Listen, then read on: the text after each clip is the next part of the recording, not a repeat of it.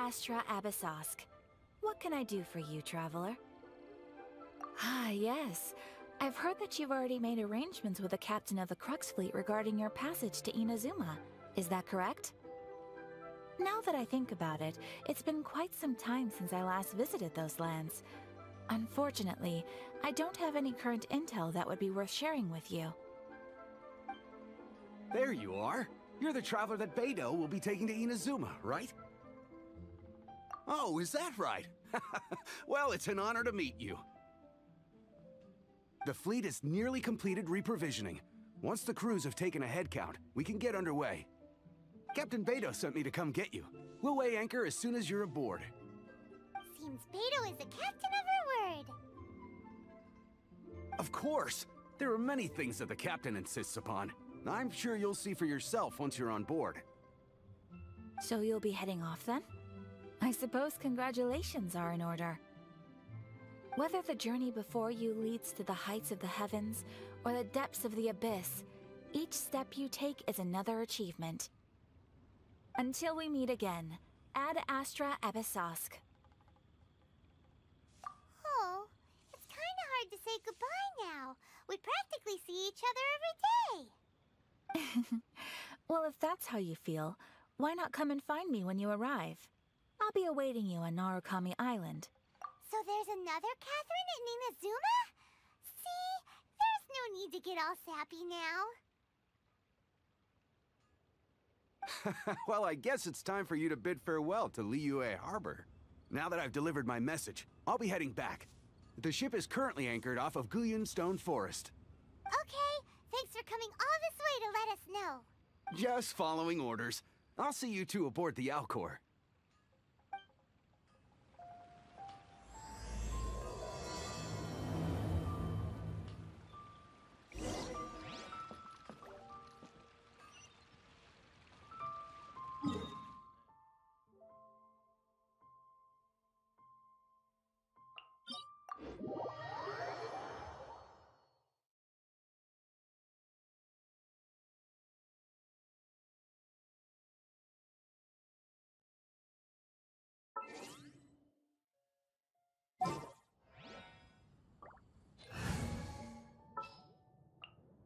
Just what will we come across this time?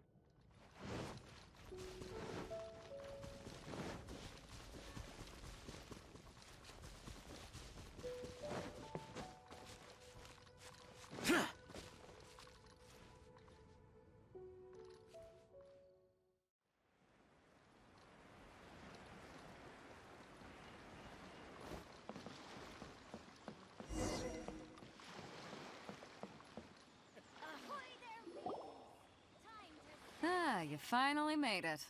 All these years, come rain or storm, the Crux fleet has never suffered a delay. If it were anyone else, I might have set sail already. Don't look too serious, I'm only joking. You're just on time. The crew have just finished making final preparations. Well, now that everyone's here, we set sail for the land engulfed by storm and tempest. The nation of eternity. Anchors away!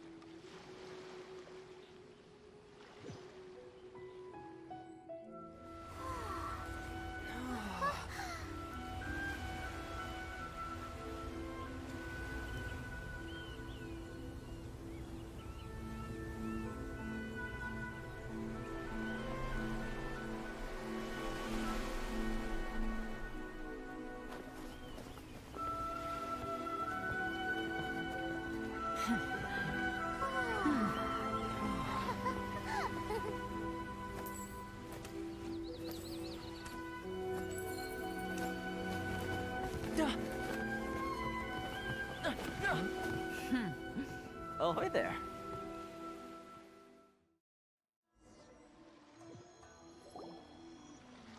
So, you finally made it. You sure kept me waiting, Captain. And it appears we have a couple of stowaways. Or perhaps I should say, honored guests. Shush! You can blame your almighty Shogun. The tempests around Inazuma have been growing all the more fierce lately. Though the fleet was fully up to the challenge, the inclement weather still caused some delay. Now then, let me introduce everyone. This is Tohma, a trade partner that I've gotten to know recently. You don't know how long I've been waiting to see you. Tohma, these two are... Oh, no need for introductions. Their reputation precedes them. It seems even the stormy seas can't keep rumors of these Outlanders' sterling deeds at bay. Oh, it's sure nice to hear you say that. With any luck, it'll give you a head start here. Tohma's resided on Ritou for quite some time now. It wouldn't be going too far to say he's the fixer around these parts. If you run into any problems here, just talk to Tohma. But if he tries to pull any moves on you, I'll be sure to deal with him personally the next time I'm around. No need to worry. I'm sure we'll get along just fine. Good. Then if it's all settled, I'll be going. I wouldn't want to be caught with my sails down here. I do have a wanted fugitive on board after all. Oh, right. Kazuha. Until next time, traveler. Remember to give it your all, no matter what perilous storms you may encounter. Fair seas, Captain Beidou. Bye-bye!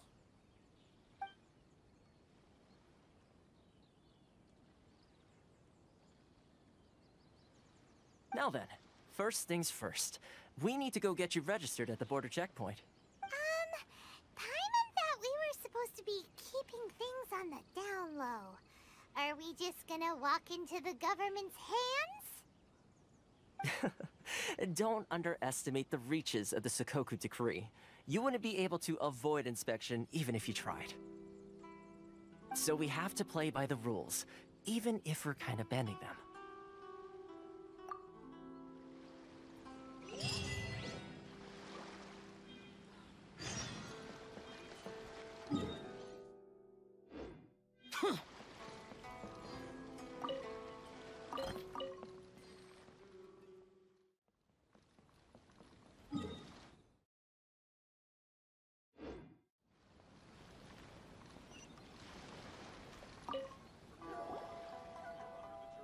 Hello?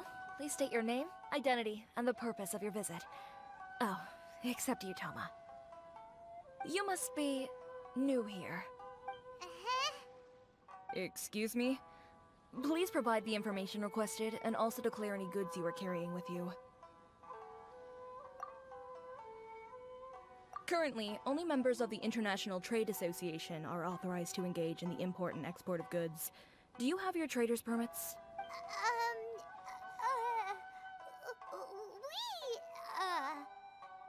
My apologies, but I'll have to ask you to... Here are the entry papers, for your kind perusal. What? Take your time. No rush or anything. I just wanted to see what you'd say. Sorry about that. I see. Okay. Your papers are all in order. Welcome to Ritou. Phew. So, where do we go next? The Outlander Affairs Agency. They only check entry permits here. If you want to remain on Ritou, there's a process you have to go through with them. Sheesh. So it is super strict, just like everyone says. Well, let's not forget that to everyday folk in Inazuma, people from everywhere else are referred to as outsiders. As the word suggests, Outlanders aren't very welcome in Inazuma with the Sakoku decree in force. Not even on Ritou, where they've established an outsider settlement. I like how you think. I've got a feeling we're going to get along very well. Now, let's head over to the Outlander Affairs Agency. Most of the current rules were put in place by the administration of Ritou, the Kanjo Commission. The Kanjo Commission? Yes, one branch of the Tri-Commission of Inazuma, responsible for growing and managing the nation's wealth. You really haven't heard of it before?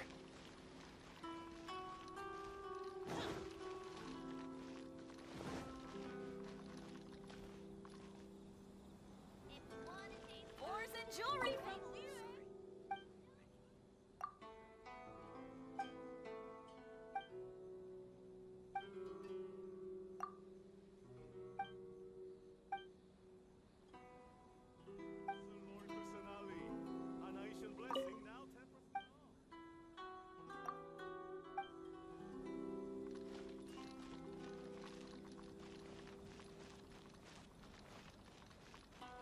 Sorry.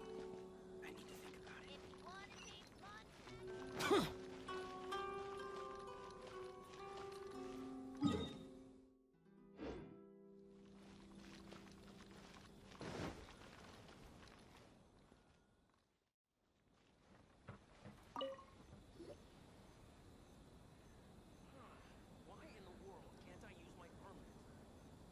You've completed the entry procedures, yes? And now you want to apply for residency?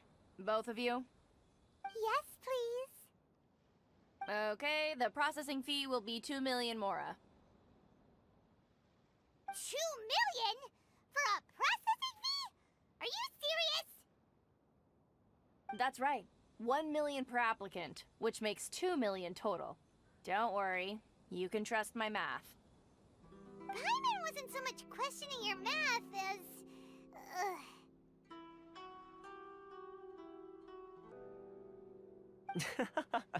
Ma'am, these two here are good friends of mine. I think you'll find I'm one face you recognize. Ah, Mr. Tohma, it's you. By way of courtesy, allow me to reduce it to 400,000 mora total. Thank you ever so much, Miss Eureka. But as this is just a processing fee, I think 600 mora should cover it if I'm paying on their behalf. I'll treat you to dinner too. How does that sound? That's not how you haggle! By all means, bargain the price down, but... Alright then, as you wish, Mr. Tohma. I will make a record. Much obliged.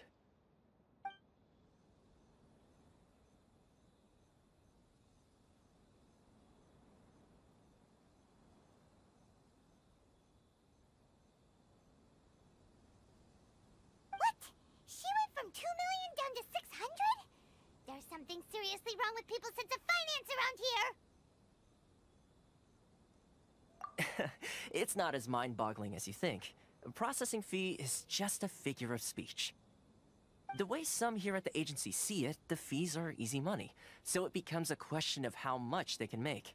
So when the day comes that some poor merchant from overseas with more money than sense gets stuck here and needs to apply for residency... Then they'll milk them for all they're worth! Exactly. It's at times like this that having a local friend really comes in handy.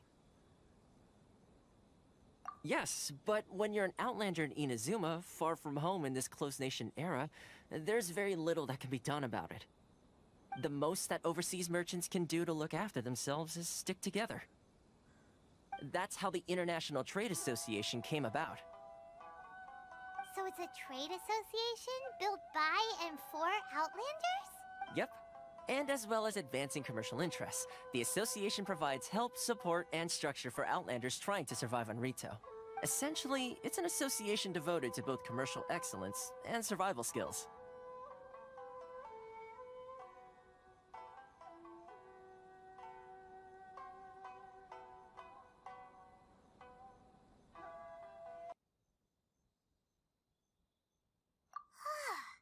Sounds like just staying alive is an achievement when you're an Outlander in Inazuma.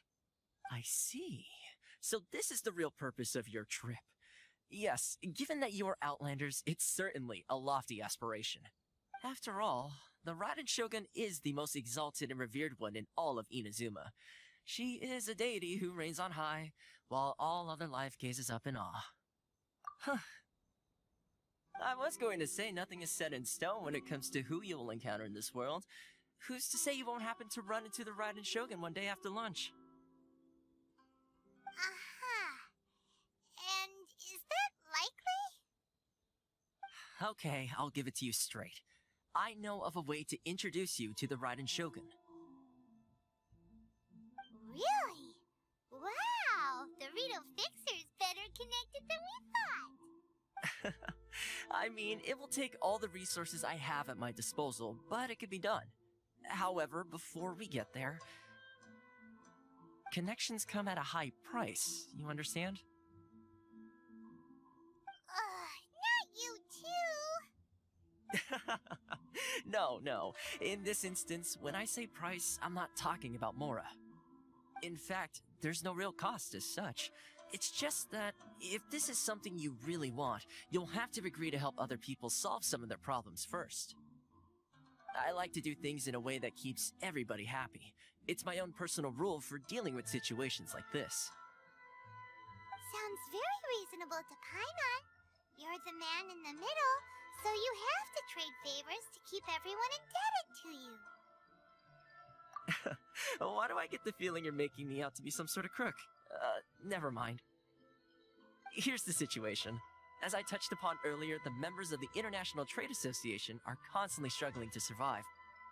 Recently, things seem to have gotten more difficult than ever for them, so just go and check things out. See if there's any way you can help. The head of the association is called Kujou, and he's a good friend of mine. Go talk to him. I'll wait for you here.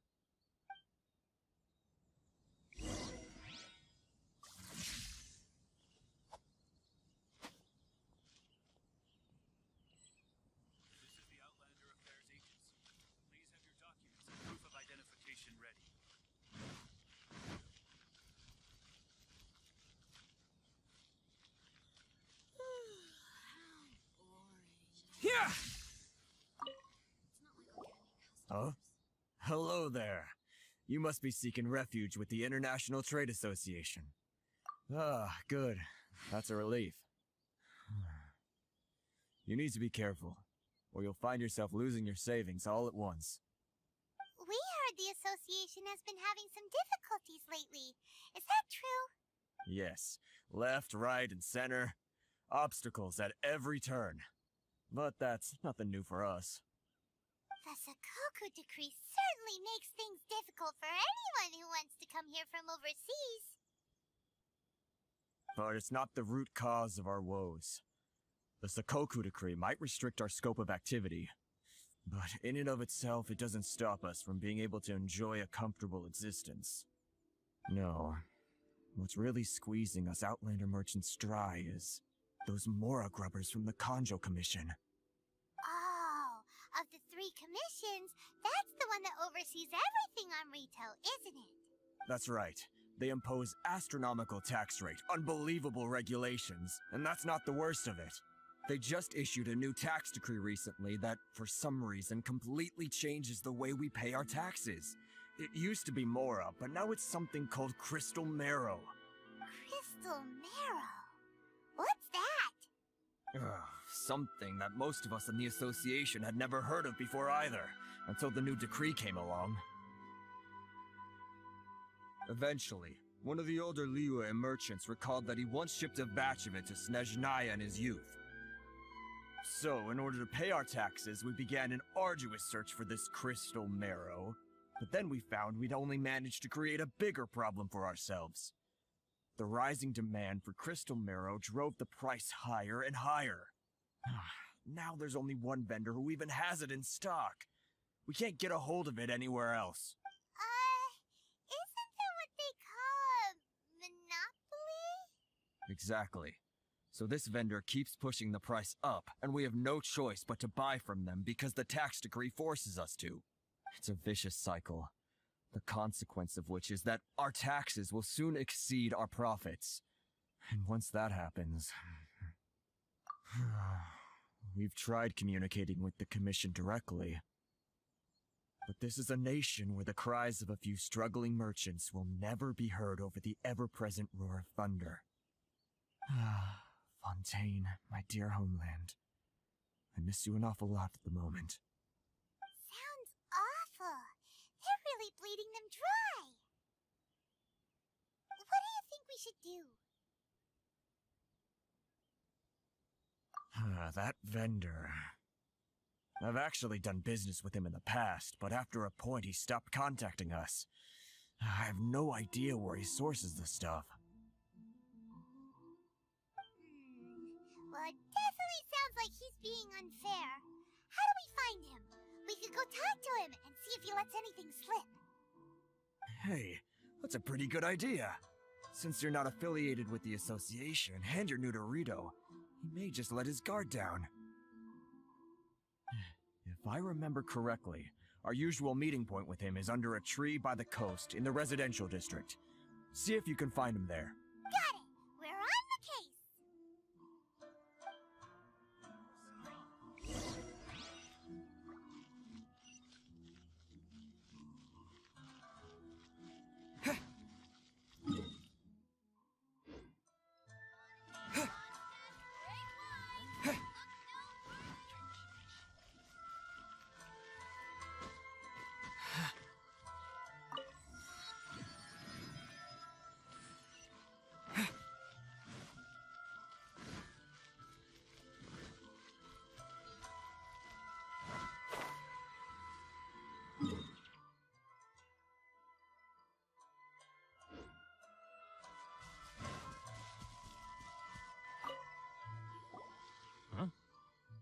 I don't think I recognize you. Are you new arrivals?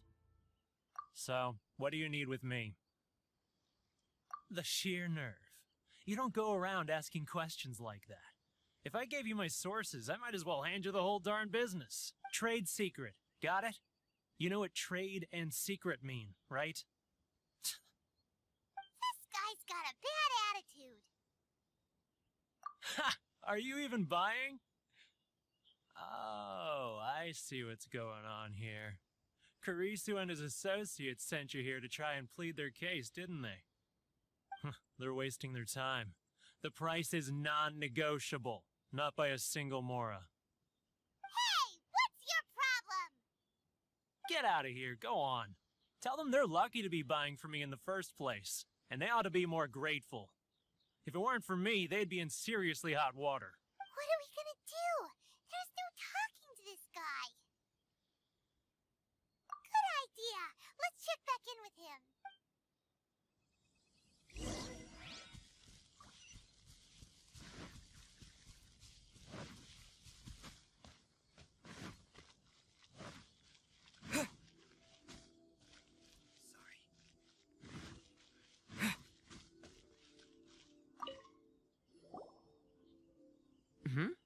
That was quick. You resolved it already? Actually, we're having a little trouble. Oh? Well, by all means, tell me what you need. I'll help as much as I can. Getting you to go fixing things when you've only just arrived is quite a demand. Oh, that guy? I'm familiar. He used to be a bit of a sorry sight, selling shells that he collect on the beach just to get by, but he seems to have suddenly shot up in the world recently. I can only assume he must have found himself a patron after leaving the International Trade Association. Huh. You're saying he used to be a member of the International Trade Association? So he's an Outlander too? Yes. Couldn't you tell when you spoke to him? That's right. Werner was born in Mondstadt, then went into the shipping business, trading between Liyue and Inazuma. When Inazuma closed to the outside world, he was one of a group of Outlanders that ended up stranded on Ritou. What a bummer! The International Trade Association was initially very generous to him, but over time, with decree after decree, the association members found it increasingly difficult to make ends meet.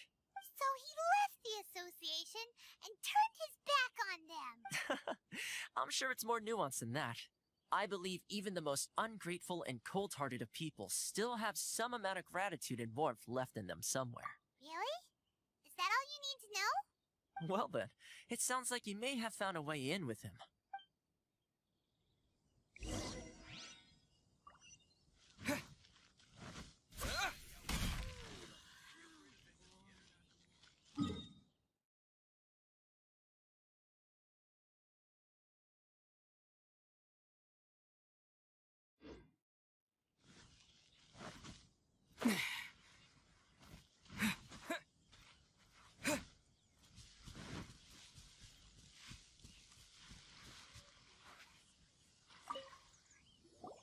What are you doing back here? Just because I got plenty of time on my hands doesn't mean I want to waste any of it talking to you. Huh? Where's this coming from? Mondstadt? You were talking about Mondstadt.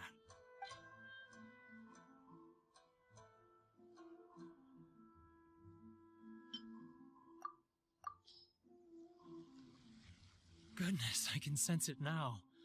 So familiar, but I can't remember the last time I was there. The scent of Mondstadt. Oh, how it takes me back. Oh, my hometown, the home of freedom. How I long to go back and visit. It's working! So, trying to play my heartstrings like a liar, are you? Huh? What is this? What are you up to now? Just close your eyes already! You mean the sound of the ocean? Liyue Harbor. I can see it so clearly. Oh, Xiao lanterns. I'm right there at the lantern right. Oh, look at them floating up into the sky. This guy has a really active imagination. Either that or he really does miss Liyue Harbor.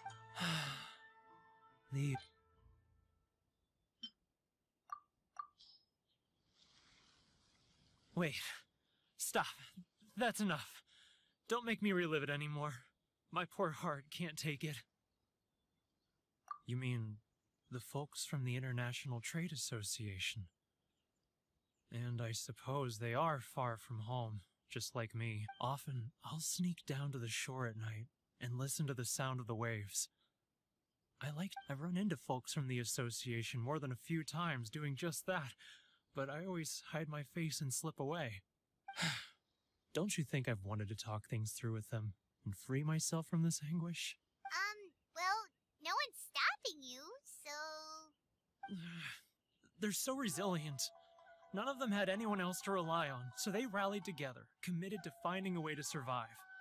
But I couldn't do it. I'm not strong enough. So I caved. Those people, they'd make the smallest of promises, offer the most measly benefits, and I'd do whatever they asked of me. And make Mondstadters look like the worst people in the world. Alright, I'll tell you the whole story. It's eating me up inside, and I can't take it anymore. You ready to talk now? But I betrayed them. I can't show my face there. Come on, you scaredy cat. Look, you messed up, but now it's time to make things right. So come on, get it off your chest. It's a scheme by the tax collection Ashigaru, Keijiro and his companions. They start by overtaxing the merchants, then take the extra crystal marrow they receive and stockpile it. Once the merchants run out of places to buy crystal marrow, they get me to sell that extra stock back to the merchants at an extortionate price, with the proceeds going to the tax collection Ashigaru. It's plain evil gouging them like this. I'm their puppet, yes. But my cut is a tiny fraction of what we take in total. It's barely enough for me to live on. Evidence? You're right. Without conclusive evidence, he will never admit it. Now that I think about it, whenever I report back to him after a sale, he always heads to the same place. It's always made me suspicious. As it happens, I handed some Mora over to him not long ago. I can show you where he went if you want. Really? Well, then there's no time to lose. Let's go!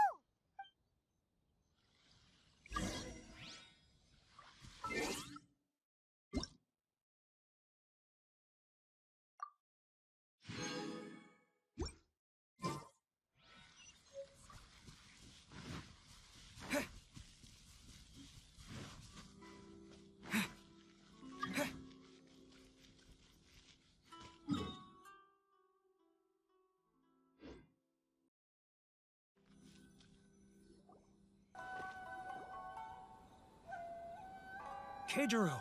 It's... After him!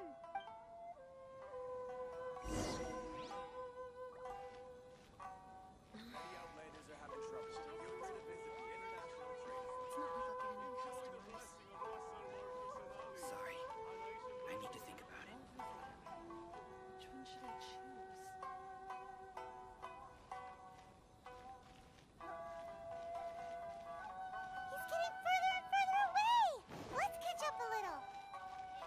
Ah, Ryoko, how's business?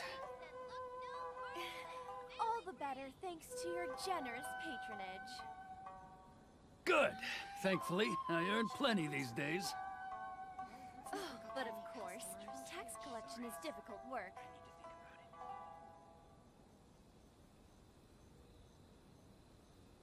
Now, who else is behind on... He's getting further and further away!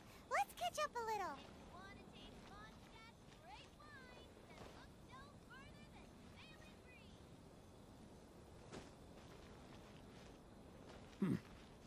What was that sound? Shh! Quiet! Don't let him find us! Must be hearing things. Drat, I'm behind schedule. I need to hurry.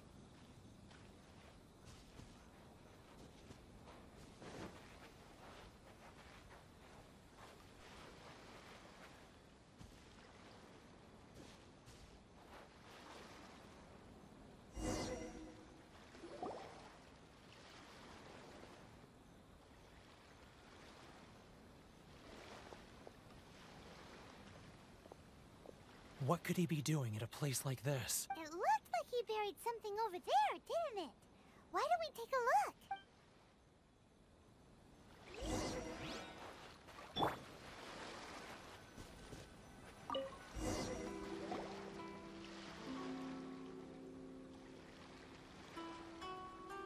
Whoa, it's a ledger. Boring! Paimon thought he'd hidden a big pile of Mora here. Yeah. Let me take a look here. Ah, yes! This is what we're looking for. A clear and complete record of every single transaction, each one proof of his guilt. Great! Well, now we have our hard evidence. Let's go tell Karisu the good news, shall we? I'll say goodbye to you here then. Huh? You aren't gonna come with us? I need a little more time before I'm ready to face the head of the association. I'm sorry. Huh. Poor Werner's a pretty awkward guy, huh?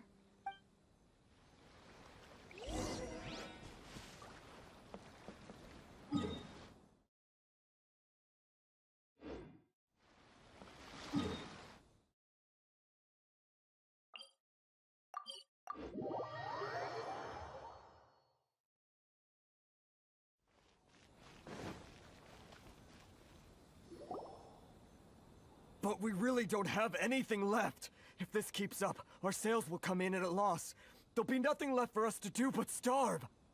You know the decree. The rules are the rules. No discounts, no exceptions, and no excuses. And who are you? Another new member of the association?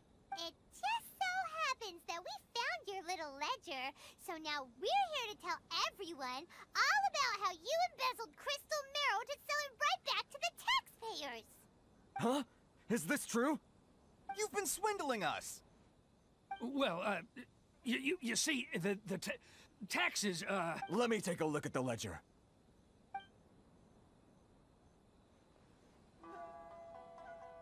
Well, would you look at that?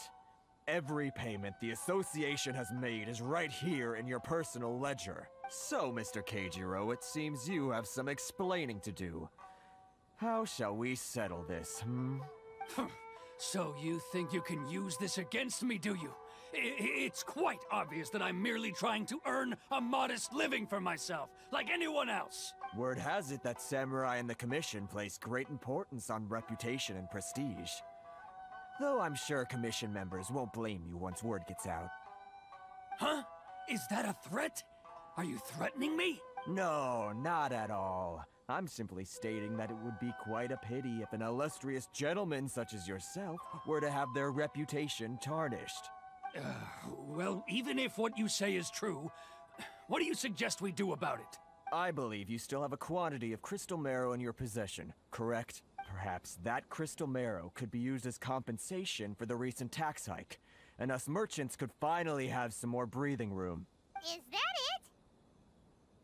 Oh, do you have any idea the hoops I had to jump through to get the crystal marrow and keep it hidden? Fine. In that case, I'll send it over to you today. And not even an ounce of shame for his actions. So that's it? My shop's been closed for weeks now. I've even had to ask my friends to help bail me out. What about— Come on, Harrison. We've already struck a good deal here. I'm sick of being pushed around like this. I won't let him off so easily. Harrison! Hey, what's all this racket? Does someone dare question the decree? Ah, Chief, you've arrived.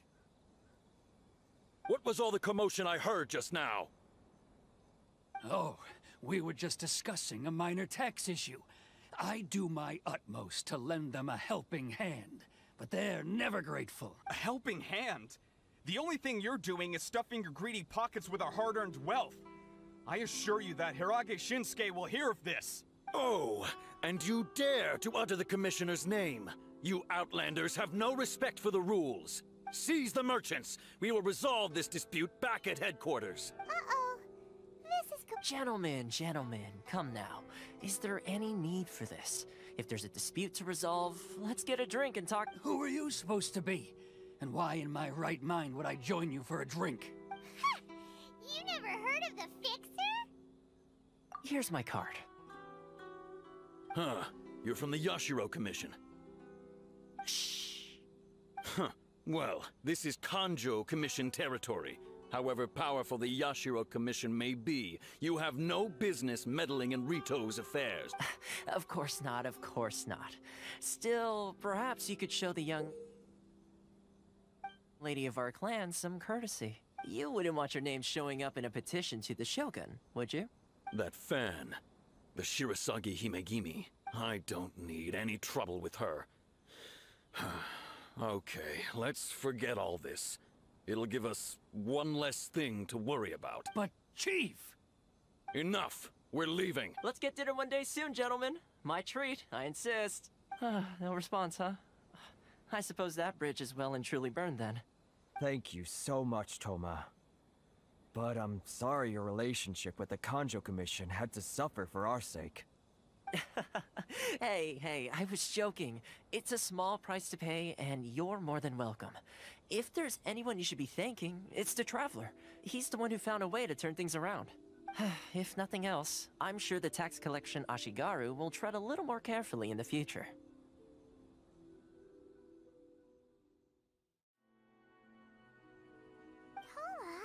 What was all that? Shh, not here. Too many people listening.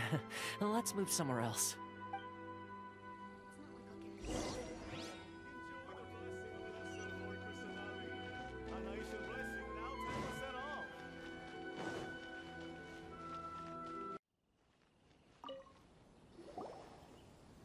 Corruption seems rife in the Kanjo Commission. They truly are rotten to the core. All right. Time for me to answer your questions. What would you like to know? Straight to the point. Let me reintroduce myself. I belong to the Kamisato clan of the Yashiro Commission on Narukami Island. I'm an attendant of the Shirasagi Himegimi. You've been keeping your true identity a secret from us this whole time? So, the Yashiro Commission. Guessing that's another branch of the Tri-Commission? Correct. The Kamisato clan is the head of the Yashiro Commission, who manage ceremonial and cultural affairs. I'd go into more detail on what exactly that covers, but I'm not even sure myself.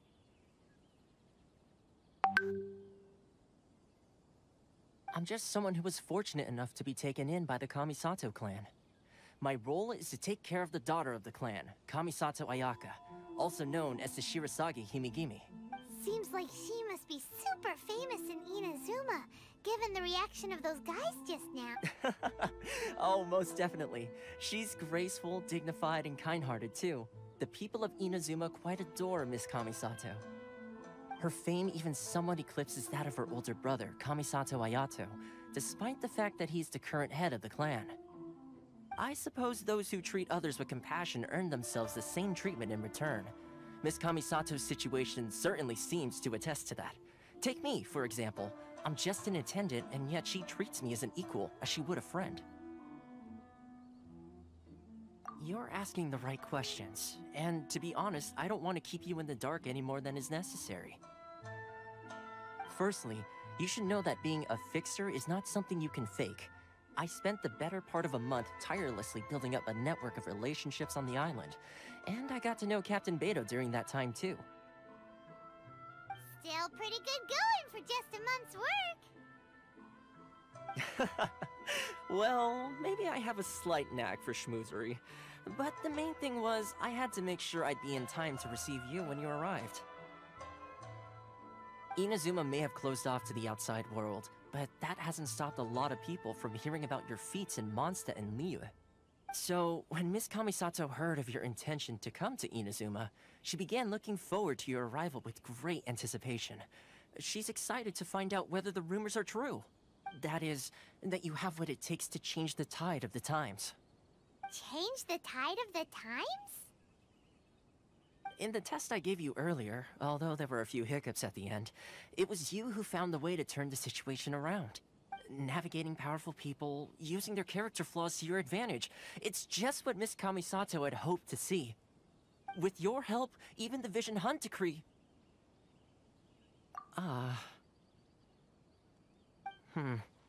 That's an unexpected development.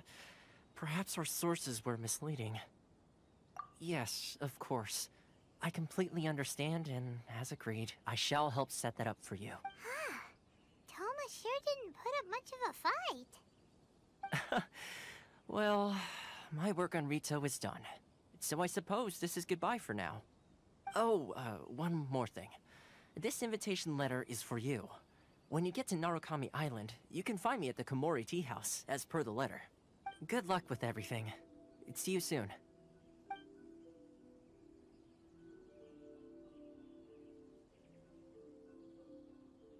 Tohma's not such a bad guy, huh? We should get going. Huh? What's up? Oh, right! Paimon forgot all about that! Wait, so... did Tohma forget that too? Oh, darn it! No wonder he was so matter-of-fact about the whole thing! As soon as we get off Ritou, Paimon's going straight to Komore Teahouse to settle the score! Well, guess we should give it a try.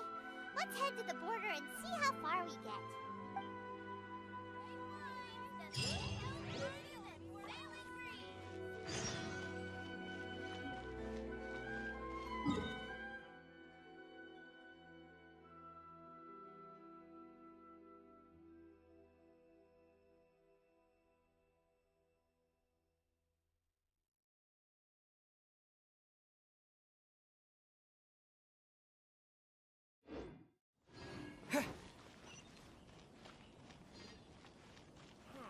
Why in the world can't I use my permit?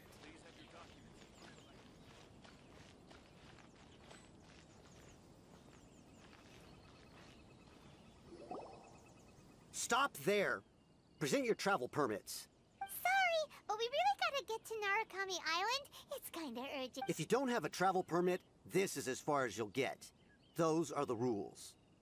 As expected. Traveler, you gotta think of something. How do we get out of Ritou? Are you saying we should go and meet with the Kujou Commissioner? Guess it can't hurt to try.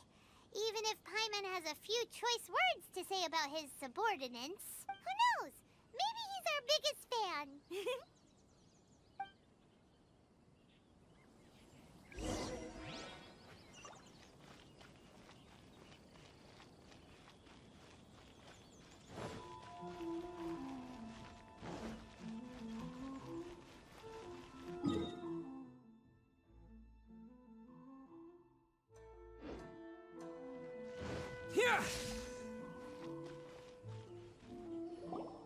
Halt! This is the Kujou Commissioner's office. No trespassers. We're here to see, the Kujou Commissioner? The Kujou Commissioner seldom entertains Outlanders. Leave now or we'll be forced to...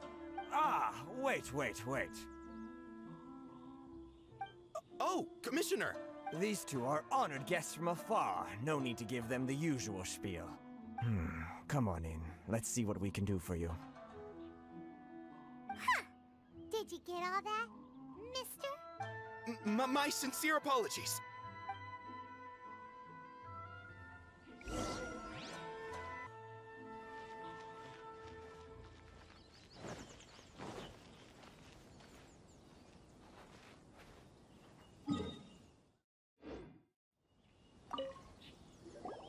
I am Hiragi Shinsuke, Kanjo Commissioner and head of the Hiragi clan. It's an honor to meet you both. Nice to meet you, sir. So, the reason we wanted to come and see you was because... All right, all in good time. Two travelers renowned far and wide have shown up to see me, and I should very much like to make their acquaintance. Let's not limit this to business only. So what you're saying is, we really are pretty famous, huh? Absolutely. How many other people in the world have what it takes to knock the wind out of Storm Terror's sails and put the Overlord of the Vortex back under the sea, eh? Exactly! Paimon thinks you make an excellent point. And I hear you also foiled a Fatui plot in Liyue Harbor. Even beat one of their harbingers in a duel. Whoa, you heard about that too? Yep, it's true, all right. As I thought. Something wrong? No. I'm simply awestruck by you both is all. Ritou is greatly honored to have you visit us. One other thing I heard about you is your great zeal for helping other people.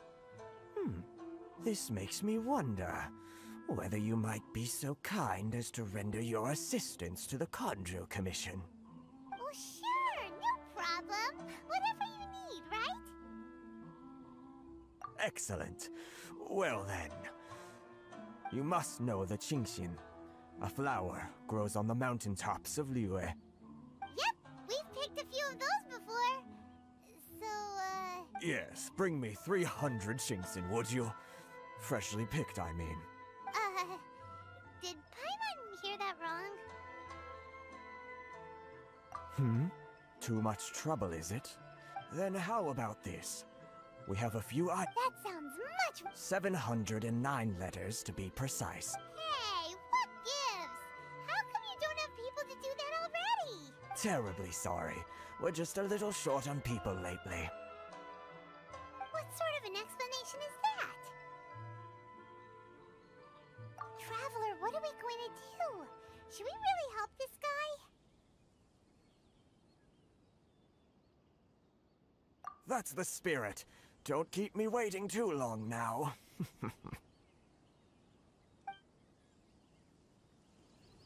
You're seriously considering taking this job? The terms are ridiculous!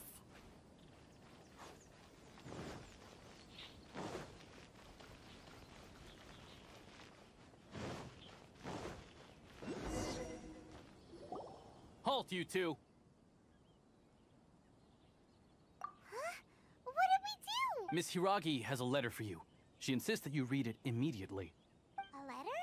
Quick! Let Paimon see!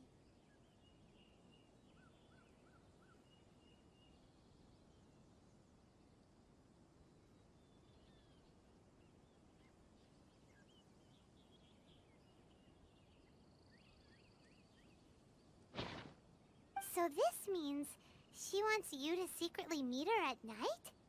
But you didn't seem surprised at all by this. What's going on? Huh? Have you been up to something behind Paimon's back? Let's ask her tonight and see what she has to say.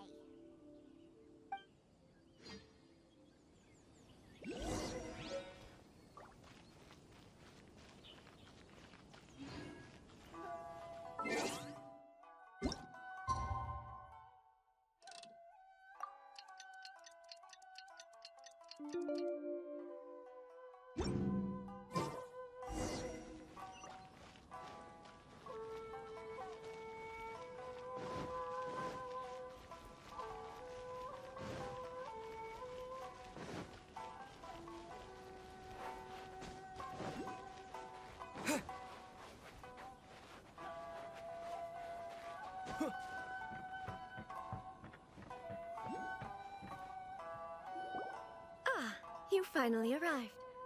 Allow me to introduce myself. I am Hiragi Chisato. This is technically the second time we have met. It's a pleasure to see you again. Wow. She's the daughter of the Hiragi clan, all right. No need to be so formal. I've long marveled at your accomplishments, and at last we have the chance to meet.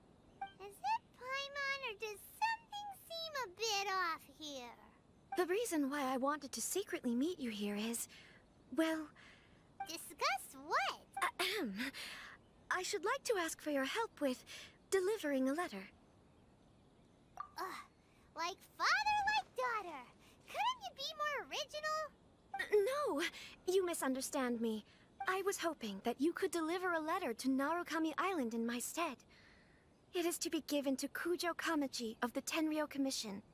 My father has always forbidden me from communicating with him. He knows that there are prospects for my marriage that would better serve him politically. But my heart is with Kamachi. There is no one who would dare defy my father's will on Ritou, but you are Outlanders. Outlanders seeking to get to Narukami Island. It would be regrettable to let such an opportunity pass. Oh, Paimon gets the whole picture now. Of course, in doing so, I will also do everything in my power to help you leave Ritou. That is my promise. To be perfectly honest, as long as you remain in Inazuma, my father will have no intention of letting you leave Ritou. Yeah, we figured as much. It was pretty obvious he was just trying to hold us up here. I secretly overheard a conversation between my father and a very arrogant-sounding woman just a few days ago. They seemed to be discussing how to keep you here on Ritou. In fact, it was the first time I had ever heard my father speak so respectfully to someone who wasn't the Shogun.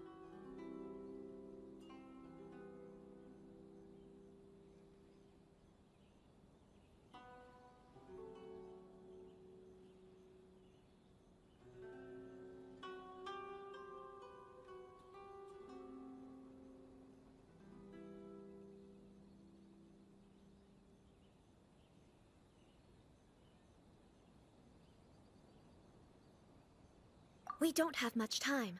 I'll tell you my plans to help you off the island. It just so happens that a shipment of goods is... Very well. I'll be waiting for you at the border. I'm counting on you to deliver my letter.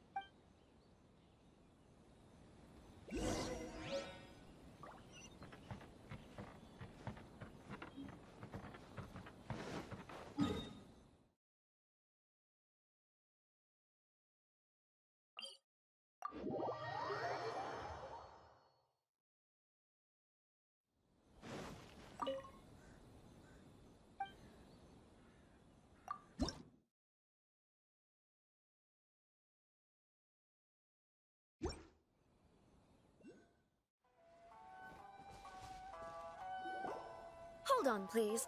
These goods are being sent to Watatsumi Island? My lady, this is an unexpected honor. You are correct. These goods have been repeatedly requested by the Kanjo Commissioner. We must be certain that they reach Watatsumi Island intact. Is there something wrong, Lady Hiragi? No, as you were. My father simply has some concerns of the shipment's safety, and has ordered that myself and an additional qualified escort be dispatched to ensure safe transport of the goods. My lady, you aren't suggesting that you intend to escort this shipment personally, are you? There's certainly no need for you to trouble yourself with such a matter. Please, do not cause us any further delay. If memory serves me right, my father has already asserted that this shipment must arrive on time. I'm certain punishment will be duly dispensed if it fails to do so. Yes, of course, my lady. It's just that, well, we don't know who this... Now, need I remind you of the penalty if anything were to happen to me en route? I'm sure you are all quite familiar with my father's temperament.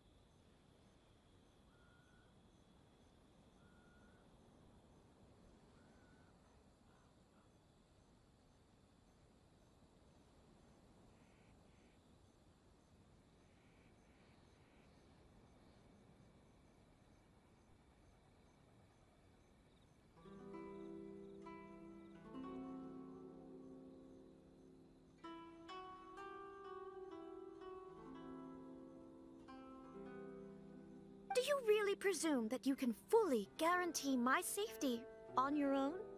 Boy, Chisato can talk the talk. They don't stand a chance. Yes, my lady. Very well then. It's an honor to have you accompanying us. Your safety is our highest priority. Shinojo, you can't really be agreeing to this. Well, the request is from Lady Hiragi herself. It is our duty to serve her in the utmost capacity. Yes, but that's not the problem here.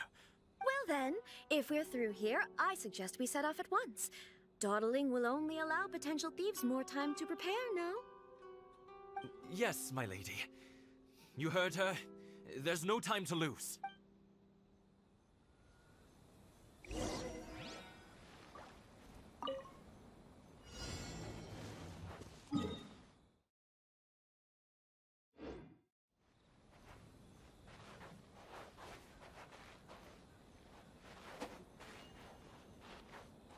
My lady, please stay back. We'll handle it. Not as well as we'll handle it.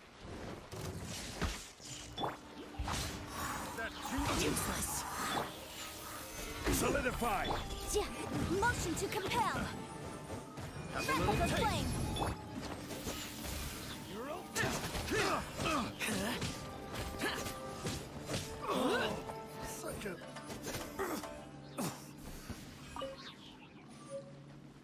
Let's get down to business. Order guide you. Evil conquering. Worthless. Monster sighted. Prepare to counterattack. Protect Lady Hiragi at all costs. We'll take care of this. Stay with Chisato.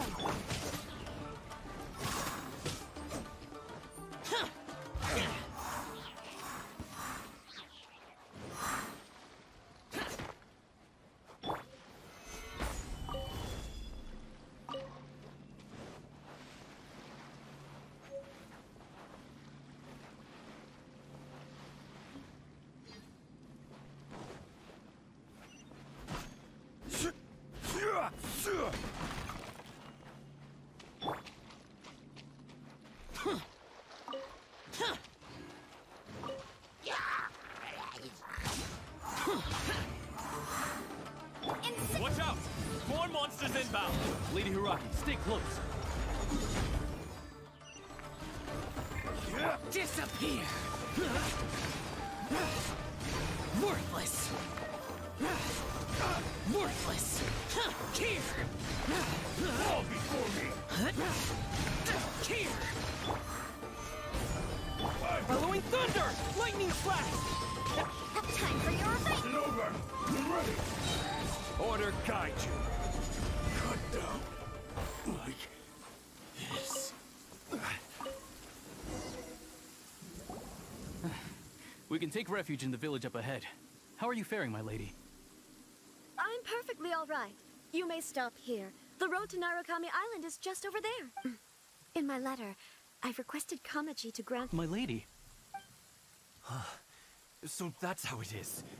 I had a feeling something was amiss, but... No, Lady Hiragi would never hide anything from us, I'm sure of it. But... I'm not afraid to say that... The one...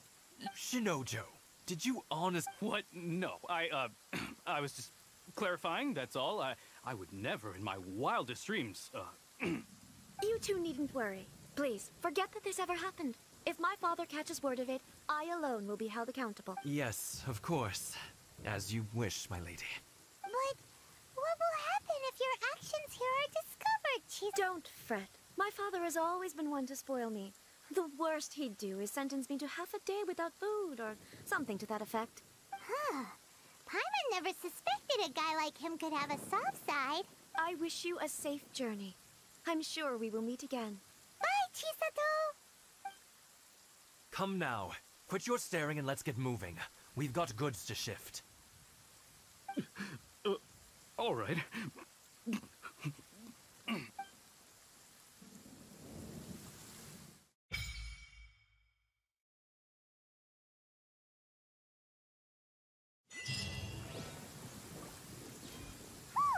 We're finally on our own way again. I suppose it's time we find Tohma. Now, where did he say he would meet us again? Oh, right! Komore Teahouse!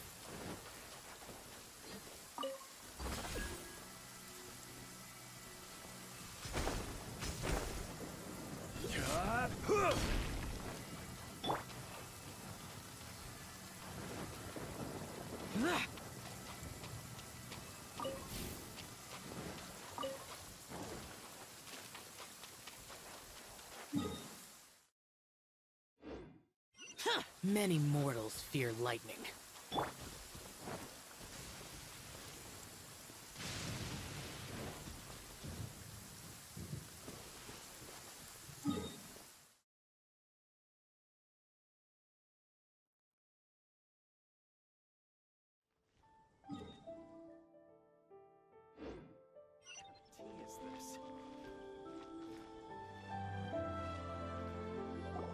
According to the letter, this should be the place. Sorry, we don't serve the general public. I'm afraid you'll have to leave. Wait!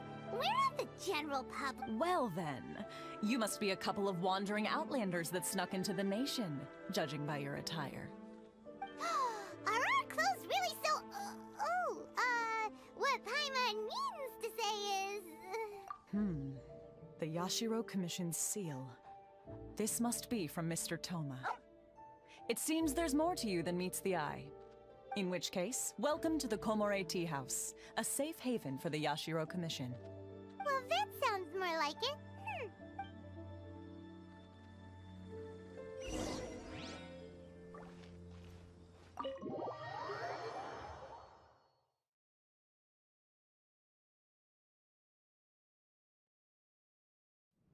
Well, now that we're here, where's Tohma?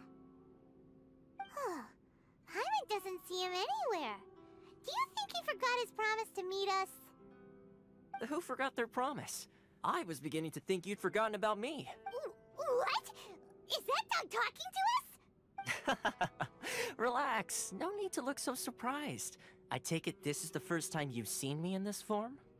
Huh. So you didn't see anything like this when you were in Liyue Harbor? Ah, now that you mention it, this does suddenly seem less out of the ordinary. Alright. I've had my fun. Hey! You're this close to getting an ugly nickname, mister! Well, I've had some time to kill, given that I've been waiting here for you for so long, as was the case in Ritou. So I came up with this little fun greeting for when you arrived. But in all seriousness, I would like to apologize about that little test you went through earlier. Though it was quite necessary. It helped us determine whether or not to bring you before Ms. Kamisato, and whether you had the courage to face the lightning alongside us. Don't think that Paimon's gonna forgive you just because you're getting all serious now.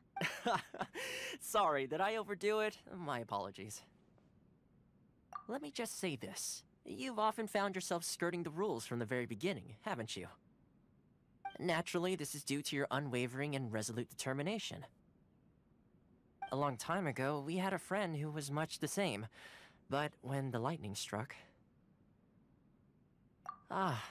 so you've heard of his story.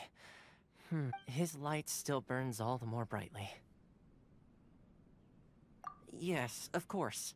I will bring you to the Kamisato residence where the Yashiro Commission is located. But before that, there is one other place I was hoping you both would accompany me to. Oh? Where? I would like you to come with me to the statue of the omnipresent god. It's still under construction now, but you can already see it from practically anywhere on Narukami Island.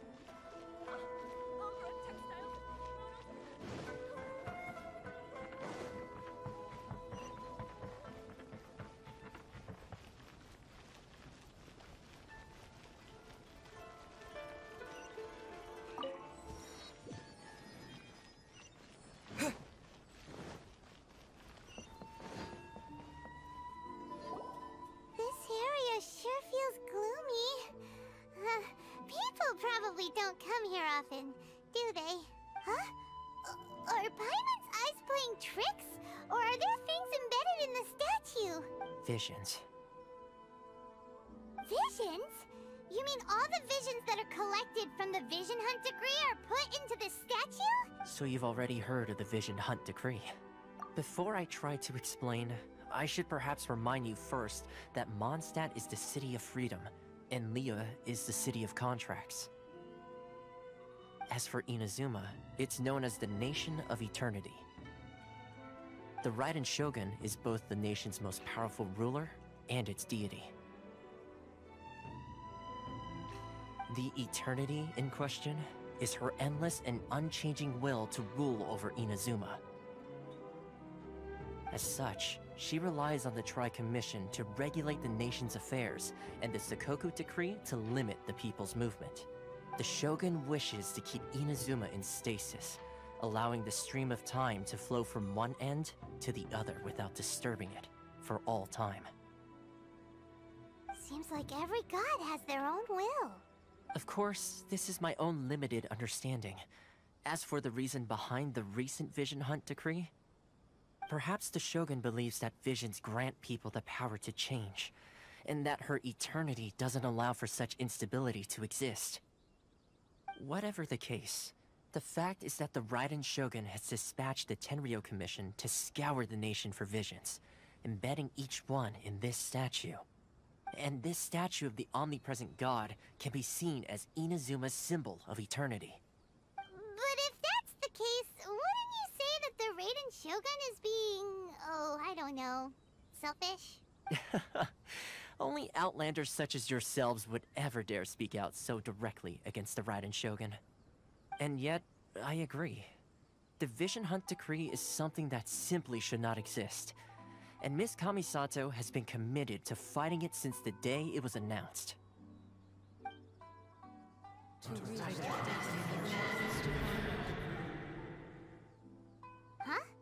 Hey, are you okay? You look like your mind is elsewhere. Sound? What sound? I didn't hear anything. Did something happen? Yeah, you touched the statue, and then what? Aspirations? That would seem to confirm the saying. Have you heard it before? That when a person's ambition reaches a certain strength, the gods look upon them with favor. That is where visions come from. In other words, a person's vision represents their ambition. So if what you just said is true, then the ambitions of these people are stronger than I imagined. Alright, time for the next stop on our tour of Narukami Island, the Kamisato residence. Finally!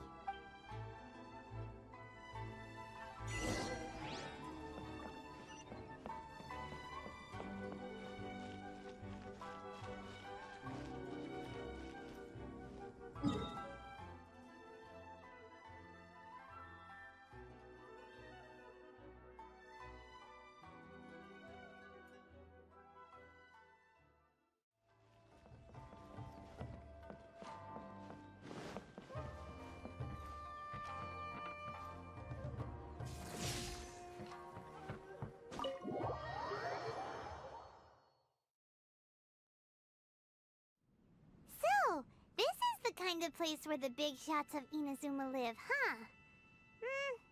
Paimon kinda expected it to be snazzier.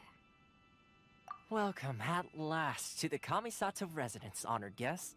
Miss Kamisato is delighted to finally meet you.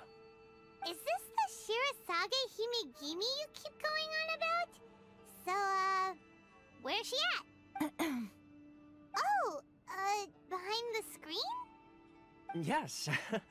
As the daughter of the Yashiro Commission, this is how Miss Kamisato is accustomed to receiving guests. Consider it a time-honored tradition within the Yashiro Commission. Forgive me if this is an unwelcome surprise. Makes sense.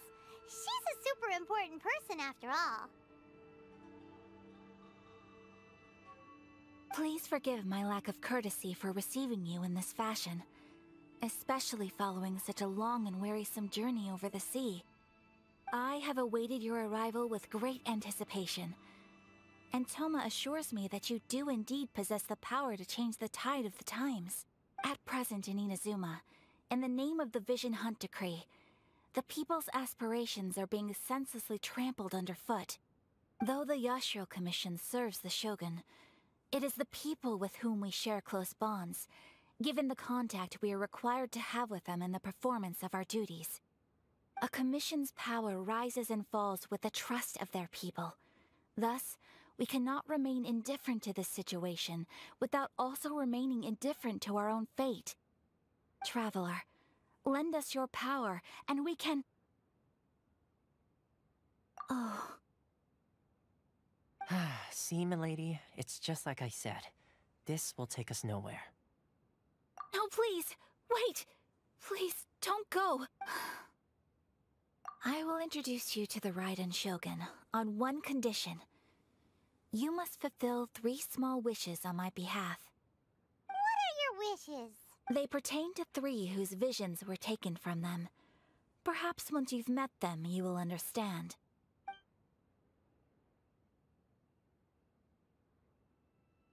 A warrior who guards a village, a former samurai who helped carry out the Vision Hunt Decree, and a swordmaster determined to become the best in the world.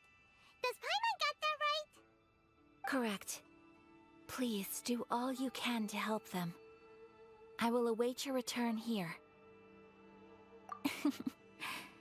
Then you have my gratitude.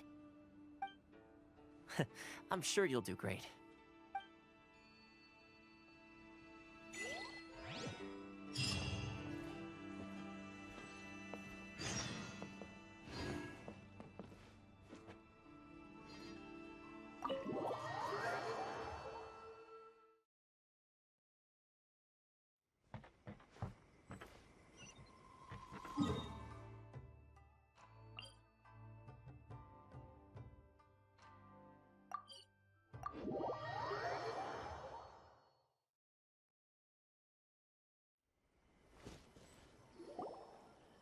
Where's the person Ayaka told us about? Why are you doing this? Why leave all of a sudden? Precisely. It's much too sudden. We've had no time to prepare. The children are desperate for you to take them out to play. Please, we urge you to reconsider. That must be the guy Ayaka told us about. Let's go over and see.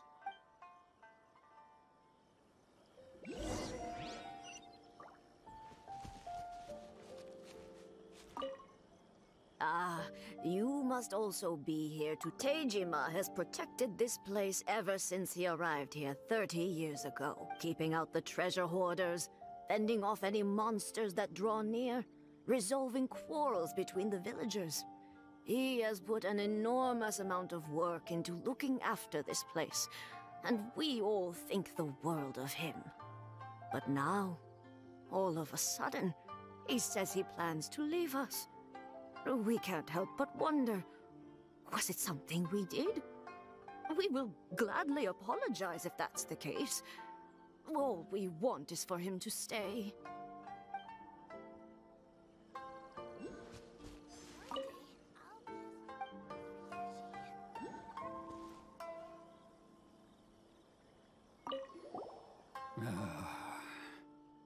If you want my opinion, something to do with the Vision Hunt Decree. It's clear that Teijima had done nothing wrong, and still they confiscated his vision. After that, he became a completely different person. I can't claim to fully understand it, but I could tell that he'd lost something very important to him. He went off on a walk, alone, circled the village a few times, and then, out of the blue, he announced that he was going to leave and become a wanderer. Truth be told, we aren't sure whether trying to keep him here is the right thing to do. But equally, it doesn't feel right to let him leave when he's in this state. He's a lost soul. Seems like he's a well-respected guy around here.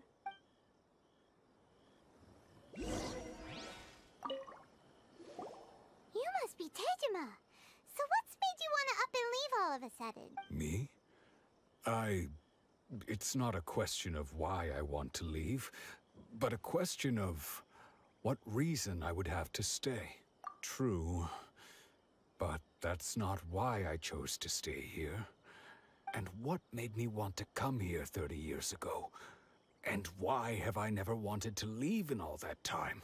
I don't have answers to those questions because I can't remember anymore.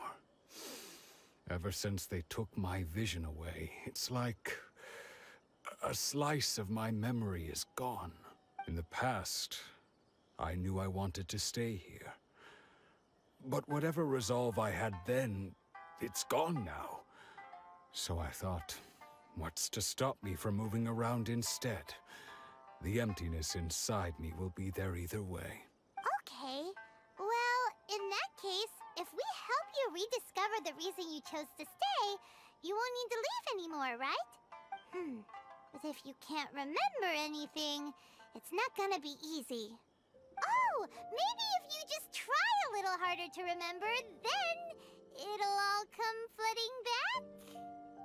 Oh, that reminds me. Last time I brought Tejima some fruit, I do believe I saw him writing in a diary. I keep a diary? If you say so. Oh, yes, yes, you do. And what's more, I remember you saying at the time that you wanted to make a note of a few interesting things. Things which would prove very important at a later date. Perfect! So if we want to keep Tejima from leaving, we just need to find his diary. It must be around here somewhere. Let's take a look. If you don't mind, we will leave you to find the diary. We should head back to the village to inform the others of Tejima's situation.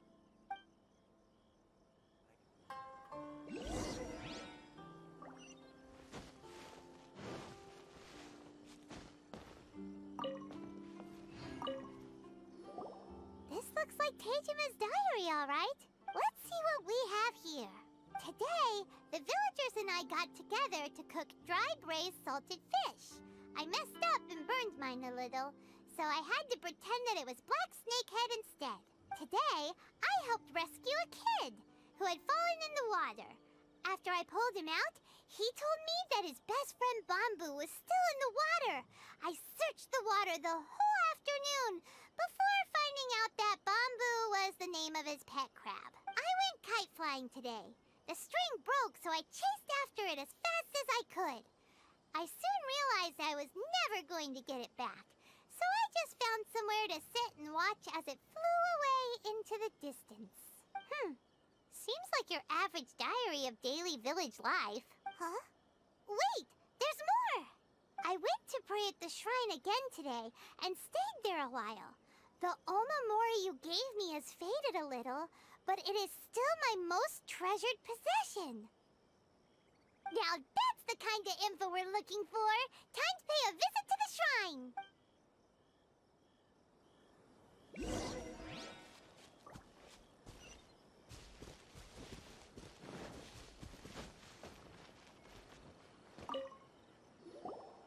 So this is the Omamori Tejima wrote about. Interesting.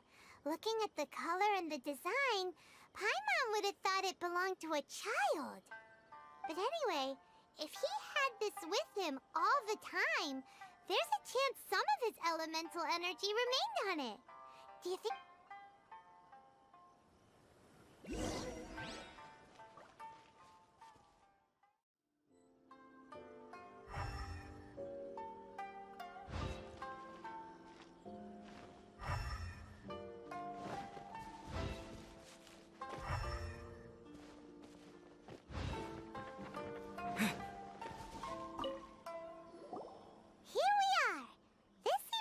Somewhere that Tejima visited a lot, the soil looks like it's been disturbed.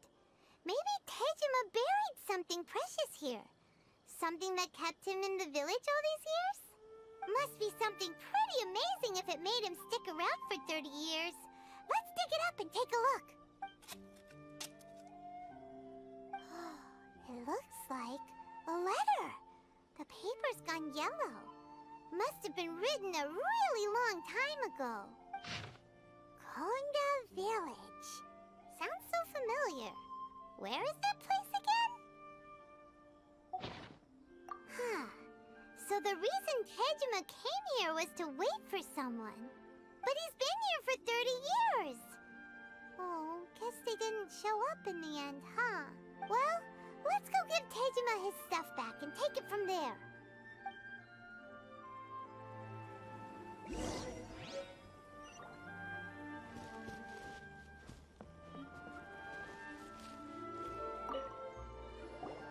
Well, I'll be. That's certainly my handwriting. And I guess the Omamorian letter belonged to me too. But I have no memory of anything that's written in this diary. Still, it's clear that I was waiting for someone here, and that I chose to wait for 30 years. Over the years, I must have made a note of anything interesting. Anything that I could share with her when we were finally reunited. And just look at all the things that did happen over the years. The time has flown by so quickly. 30 years feels like the blink of an eye. How could I have forgotten something so important to me?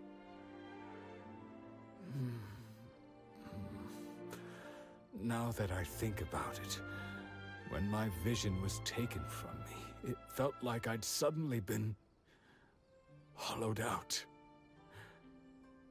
Love, regret, everything I felt for her, it's all disappeared. No, not especially. After all, I've forgotten who she was. Her face, her voice, the things we experienced together. I barely recall any of it. It's as if she'd never been in my life to begin with. As if all these years have been nothing but a hazy dream. I think maybe not. If this is something I waited most of my life for, I suppose I should carry on waiting. Although, what if she were to turn up eventually, only to find I didn't remember so much as her name? Wouldn't that be upsetting for her? When I think about it like that, I do feel a slight tinge of sadness in my heart. How curious. Why am I thinking like this when I don't even remember who she is? It's just like that feeling of emptiness. The feeling that something is missing. Thank you both for helping me reconnect with my reason for staying here. I shall remain here and keep waiting for her. Tejima seems to be dealing okay, but still, it makes Paimon really sad. Seems it's just like Ayaka and Tohma were saying. If you lose your vision, you lose all your hopes and dreams too. That certainly explains the state Tejima was in earlier. At least we were able to help him, weren't we? Well, let's go find the next person. According to Miss Kamisato, the second one who lost their vision is a samurai from the Tenryou Commission.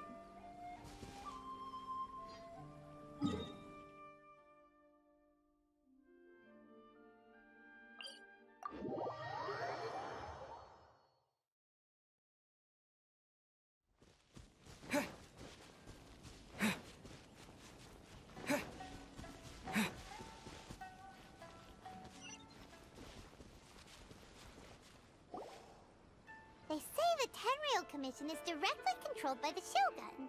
They're the ones responsible for maintaining law and order in Inazuma.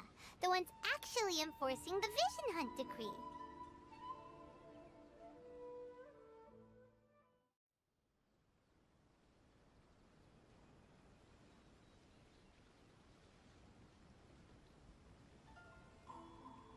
But why would they take action against one of their own? Paimon doesn't get it. Huh? There seems to be some commotion over there. Let's go see what's happening. I'll ask one more time. Do you intend to withhold this month's emergency provisions? The entire clan is counting on that food. We demand an explanation. How many times do I have to say it? I don't know anything about emergency provisions. You dare deceive us? Those provisions are essential. Do you understand? Not some goods to be pocketed by greedy samurai. You samurai think you can just do whatever you please? The Tenryou Commission will hear of this! Oh, huh? And who are you? One of Kurosawa's gang, no doubt. What? We just happened to be passing by. We heard the commotion and came to see what the matter was. I see.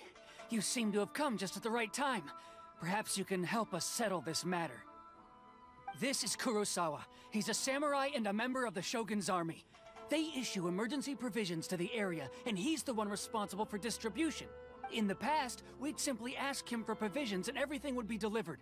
Now, he suddenly refuses to give us anything. He's keeping the provisions for himself. I just know it. We'll starve without them. No one seems to care about us.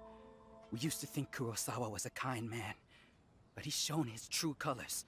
He's the same as all the other samurai. It's no wonder all the visions have been confiscated. The Raiden Shogun doesn't need people like him helping her rule the nation. This must be one of the people Ayaka asked us to help. But why would... Maybe we should talk to Kurosawa and see what he has to say.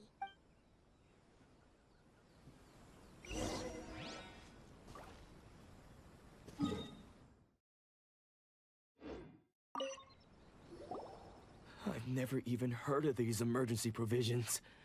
I don't know whether it's rumors or whether they're trying to blackmail me. But either way, it's ridiculous. If I was hoarding supplies, would I still be the poor man I am today? My own family can barely get by as it is. No, if you'll excuse me, I've got other matters to attend to. And that's the first bit of truth I've heard all day. The Shogun's army told me that I was unworthy of my vision. And they said I was slacking off in my work. Apparently, I'd even disappointed the Raiden Shogun. And that's why they confiscated my vision. Well, that's strange. You were helping enforce the Vision Hunt Decree. Why would you be unworthy of your vision? To be perfectly honest, I don't seem to remember the details. All I know is that I would perform certain things every month. But I don't recall what they were. And it's not just that. I have this unsettling feeling, like someone owes me something. Does it have to do with the missing emergency provisions? I didn't take any. Like I said, if I was taking them for myself, I wouldn't be going through such hard times right now. To top it all off, my house was just raided by treasure hoarders, which is why I came here in the first place. I was chasing after them when I got held up by these two. If you don't believe me, go find the treasure hoarders yourself. If there were any emergency provisions to be had, they would have found them. Huh. He seems to be telling the truth. But we better confirm. Let's go round up those treasure hoarders and see what they have to say. We should be able to follow their tracks. They couldn't have gone too far.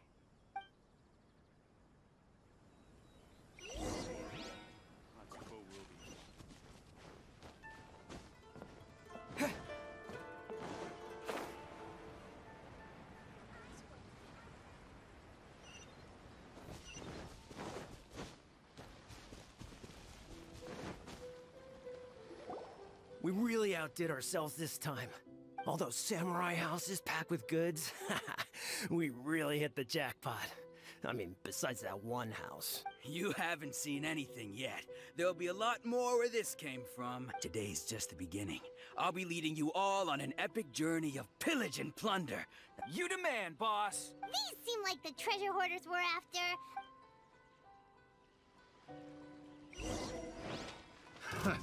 Another test subject. Boom!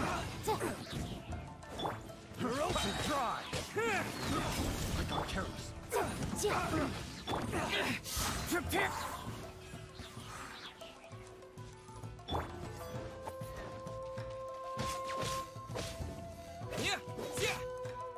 Take this! there goes all the Mora. We worked hard to steal that, you know? Come on, boss. Think of something. Not bad, kid. You ever think of joining the treasure hoarders? We could use someone like you. Kurosawa. Oh, I remember. So he's the one who sent you after us, huh? Just our luck. I knew he shouldn't have hit that place. So what did you see inside? Was it stuffed with food supplies? Food supplies? You kidding? That place was a complete mess. All we found was a strange-looking box, hopefully with valuables inside. I didn't want anyone else to see it, so I was planning on opening it myself once we got back. But now that you've caught us, how about we make a deal? That... You've got a deal! Now... Huh? What the... There's nothing in here but IOUs! Yeah. Oh, and they all seem to be made out to the owner of a general goods store. We better talk to this Miss Aoi. As for you guys, you're free to go. Just pray that our paths don't cross again. So, we redeemed ourselves for some IOUs. Shut it.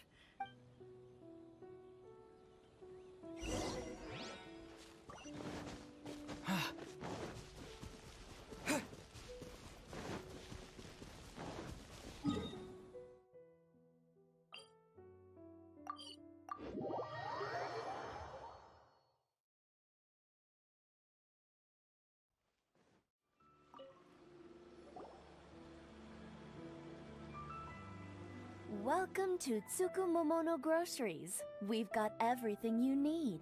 Can I help you find something? Or perhaps there's something you want to inquire about? Ah, so you're friends of Kurosawa. Whoa! Let's not get it. How did Kurosawa end up owing you so much money? Let me think. Kurosawa would come regularly to purchase large quantities of foodstuff. However, the price of provisions began to skyrocket recently, and his salary was no longer enough to cover the cost. So, he started writing out IOUs to cover whatever he couldn't afford of the usual amount. So that's how he was getting those emergency provisions. But why did he have to purchase a usual amount? If the prices increased, couldn't he just buy less? Well, if you think about it, the citizens receiving the emergency provisions must have been carefully calculating how much they needed to sustain them each time.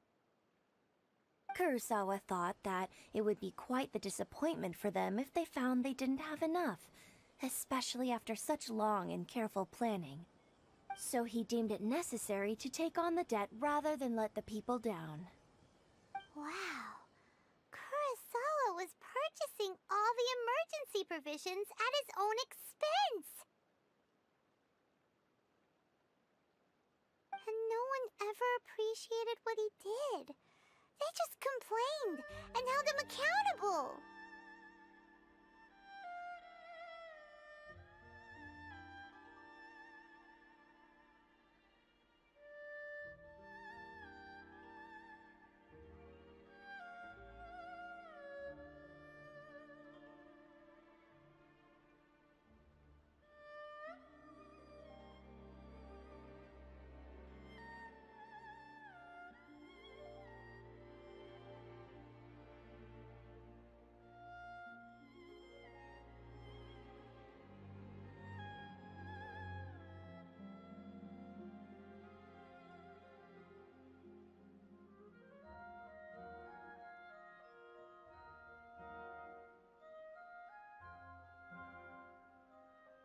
People's attitudes will always reflect their circumstances. In the face of hardship, nobody cares to think twice. If you ask me, had Kurosawa told everyone the truth about the supplies from the start, then there wouldn't be such a severe backlash now. Of course, I'm sure there would still have been some unrest. What he was doing was truly a thankless deed. As for why he chose to spend his own money on emergency provisions and never tell anyone, I'm still not too clear myself. If you're still curious, why don't you go ask him yourself? I see. That reminds me, it seems that his vision was recently confiscated. Most unfortunate. If he doesn't clear the debt on his name, he'll have no choice but to sell that sword that is so dear to him. Sword? Oh, Didn't he tell you? He possesses a very valuable blade. He's carried it for years now. I've asked him about its origins. He told me that it was a gift from his father, that it was too precious to sell. In hindsight, I regret that I never made an offer on it. Everything has its price, at least that's what I think. Why don't you ask him about the sword yourself? Perhaps it'll even provide you with the answers you're looking for. Oh, but before you go, if you would kindly settle today's bill.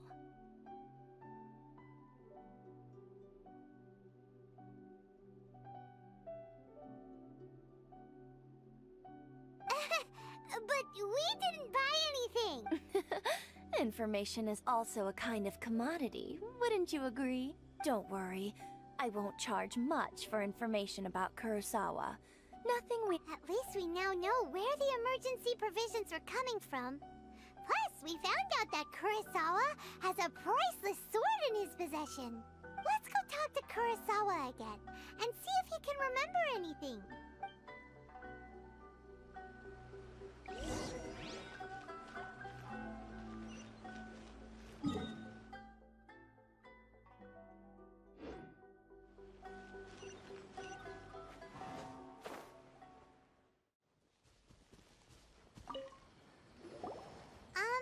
What are you doing here all by your— I presented them with a choice.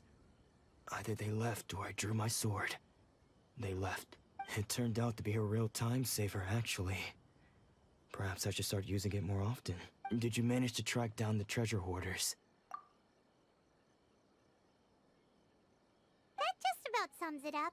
It turns out that you really were distributing emergency provisions, but they were all purchased at your own expense. Strange. Is that really the kind of person I was? I don't really have any such recollection.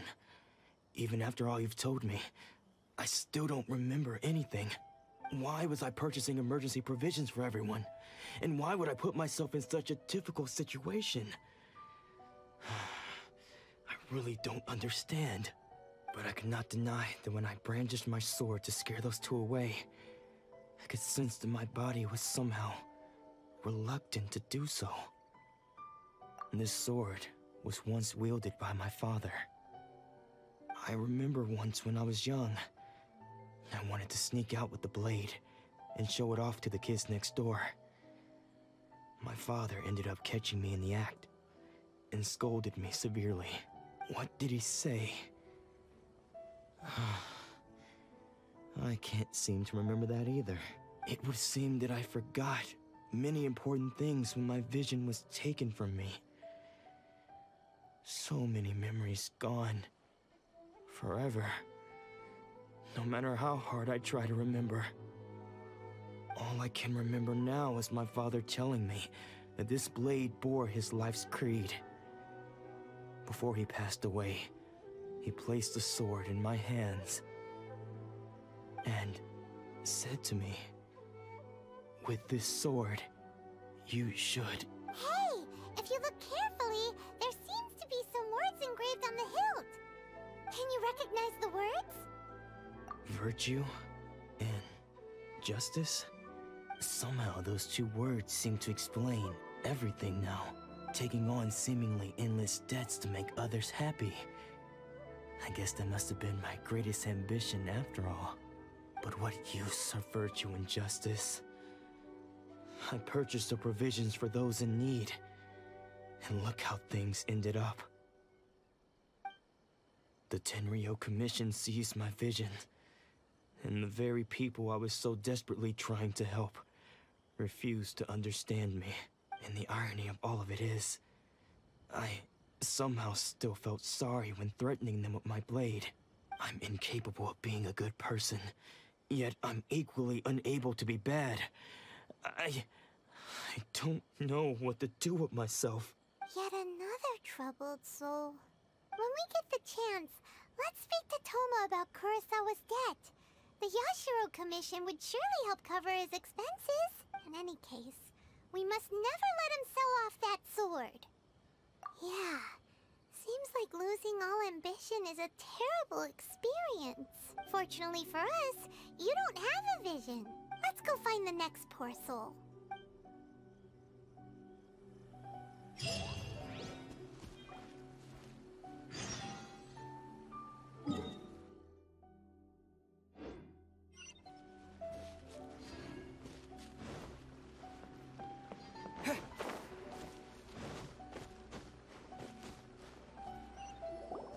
The third person who had their vision taken is supposed to be a famous sword master around these parts.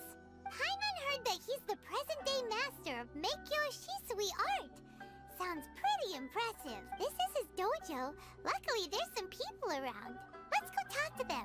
Nanako, don't worry. Sensei will be fine. Those thugs that challenged the dojo were strong, but he fought them all off in the end, didn't he? Maybe, but I'm still worried about him. Things have gotten dangerous before in the past, but it's never shaken him. This time, though... It's just because he's been possessed, that's all. Once the exorcism has taken place, he'll be right as rain in no time. Hey there! Did something happen? Who are you? I don't care whether you're trespassers or just here to harass us while Sensei is impaired. Get out of here immediately! Don't make me draw my blade, or you won't live to regret it. No! You got it so wrong. We just came here to, Disciples? Yep. We've heard all about the mighty master of Meikyo Shisui art. It's the whole reason we came all this way, to seek him out and ask him to train us. But then we got here and overheard you talking about... From the way you're dressed, it doesn't look like you're from around here. Please, accept my apologies. We've had so many people trying to cause us trouble recently that we're on high alert. You haven't arrived at the best of times, I'm afraid. Sensei got possessed recently, and he's still recovering. He's not... I see you are earnest in your pursuit. Okay, how about this? My fellow disciple Nanako and I will explain Sensei's situation to you in a little more detail. Sensei's name is Domon, a name I'm sure you've already heard. Though self-taught, he mastered the art of the sword to a high level. He then proceeded to defeat many other prominent sword masters, never losing a single fight. He once said that his goal was to become the best sword master in the world. And so, even while training us, he continued to hone his own art. His fervor truly inspired us, and we trained hard, determined to keep up with him. But then... Not long ago, Sensei had his vision taken away. He hasn't been the same since. He says the strangest things over and over, and he refuses to let us train. Junya and I have discussed it, and we both think that he's been possessed by an evil spirit. So, we've asked the shrine maidens from the Grand Narukami Shrine to perform an exorcism. But if I'm honest, I still have my doubts over whether he'll completely recover. The Grand Narukami Shrine? What's that? You haven't heard of it? It's the largest shrine on Narukami Island. The head shrine maiden is reputed to have very close ties with the almighty Shogun herself. Not that we'd have any means of involving the head shrine maiden, of course. But even one of the ordinary shrine maidens from the Grand Narukami Shrine would have clear power and authority to perform an exorcism. So don't worry, Nanako. Sensei is going to be just fine. The exorcism will take place this evening. You're both more than welcome to come and watch if you're interested. So, losing your vision can cause possession? Guess we should come back this evening and see for ourselves.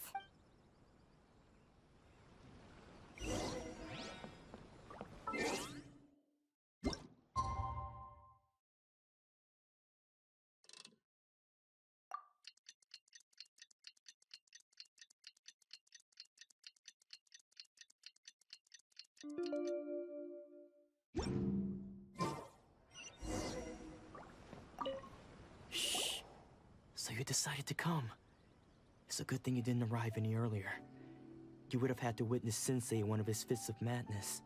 Just now, when Nanako was attending to him, she heard him whispering a few names to himself. When she asked him who the people were, he suddenly looked panic-stricken and pushed her away. It looked like he was in great distress. He was covering his ears and looking frantically around him with bloodshot eyes. All the while he kept calling those names. Some of them we knew, others we didn't recognize. But they all seemed to be the names of sword masters he had defeated in the past. One of them was Anzai. He used to be a fellow disciple of Sensei's. His senior, in fact. But Sensei defeated him in a duel many years ago, and he has been a wanderer ever since. Sensei wouldn't stop calling his name. The ritual has now begun. All we can do is patiently await the result. Here's hoping Sensei will be back to his normal self very soon. Please, excuse me for a moment while I fetch some water. If he wakes up, he is sure to be thirsty.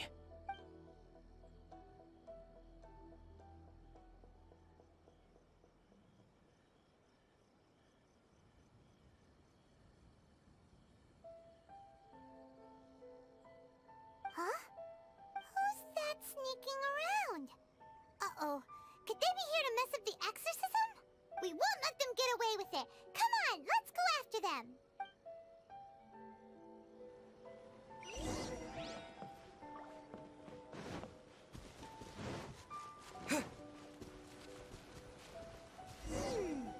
Seems they aren't here.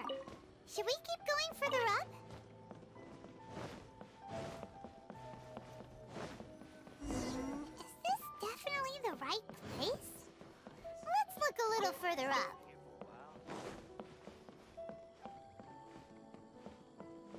Aha! Suspicious person sighted! That's gotta be him!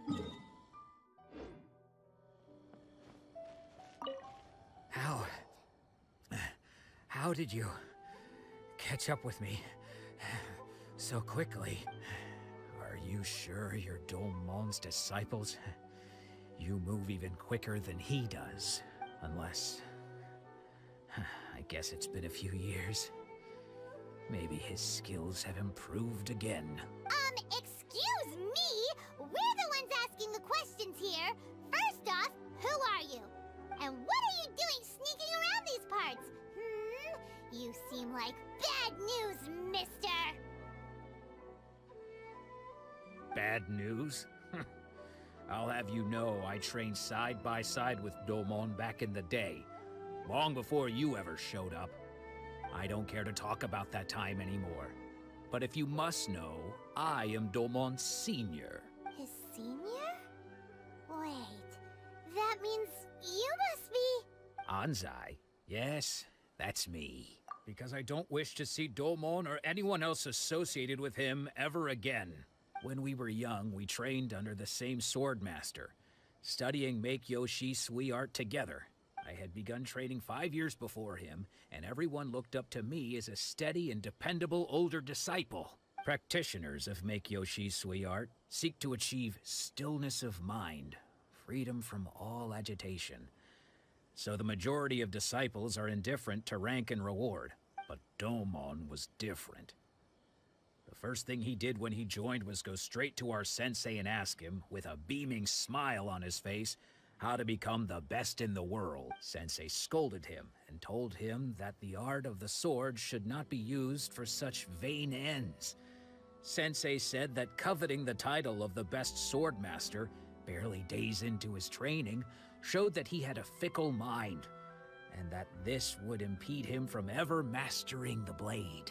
I thought so too at the time, but Domon began making swift progress in his training, and even started catching up with me. Only then did I realize that it was Domon who had long since freed his mind from all agitation. He was consumed by his singular desire to become the best in the world. He sought nothing less than perfection in the art of the sword, and nothing could deter him from this goal, no matter what stood in his way. Sure sounds like he meant business. So how come you don't want to ever see him again? Because until he arrived, I was convinced that I would succeed our sensei as the master of Make-Yoshi Sui art. Of all the disciples, I was the most gifted.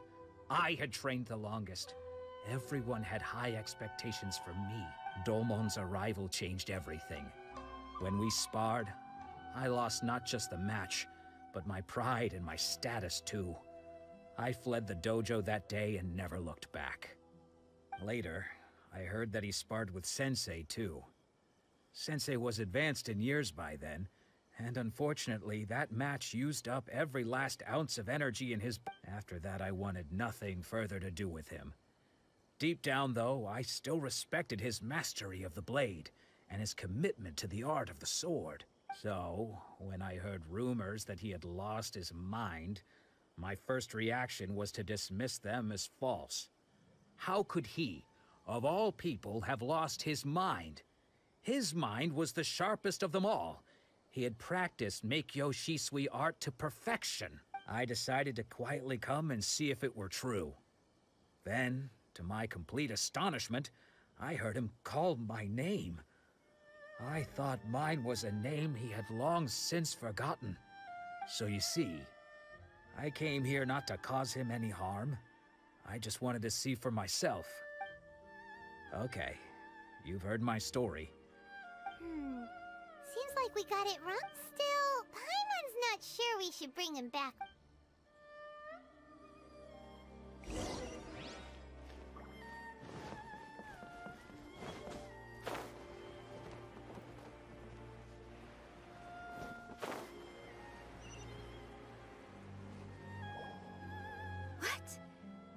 You're saying he isn't possessed? Does that mean he's just lost his mind? But how is that possible? No, I refuse to believe it. Nanako, please. Try not to get agitated. I am sorry. With what powers I have, I can find no sign of any malignant spirit having possessed Domon. But spirits may take a myriad of forms in this world, many of which I cannot claim to have witnessed myself. Thus, I dare not rule out possession with complete certainty. And all is certainly not lost, for I received word not long ago that Lady Yae has taken an interest in your sensei's case. Lady Yae? Is that the same Lady Yae that I think you mean? The head shrine maiden of the Grand Narukami Shrine? That's wonderful news! Then Sensei will be sure to recover. Correct.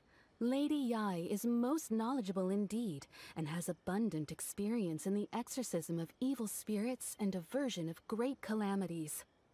I am unable to say for certain whether an evil spirit has possessed your sensei, but Lady Yae can give a conclusive verdict. Excuse me, Miss Inagi, but I must ask, should we prepare a greeting gift for Lady Yae? That won't be necessary. All that is required of you is your timely arrival at the Grand Narukami Shrine. Lady Yae does not like to be kept waiting. I must leave now, but we will meet soon at the shrine. I wish Domon a full and speedy recovery. Who'd have thought Lady Yae herself would have taken notice of our sensei's case? Do you mean to say that Sensei isn't renowned enough to deserve Lady Yae's attention? No, that's not what I meant at all. You misunderstand me. I just mean this is Lady Yae, the head shrine maiden. She has direct and close contact with the almighty Shogun herself. Anyway, you should join us too, tomorrow. Given that you've traveled all this way just to meet our sensei, we, the disciples of Meikyo Shisui art, will do our best to help you. Sure! After all, everyone seems pretty excited about Lady Yae. We're curious to meet her too. Who knows? Maybe we'll be able to find out a thing or two about the Raiden children from her.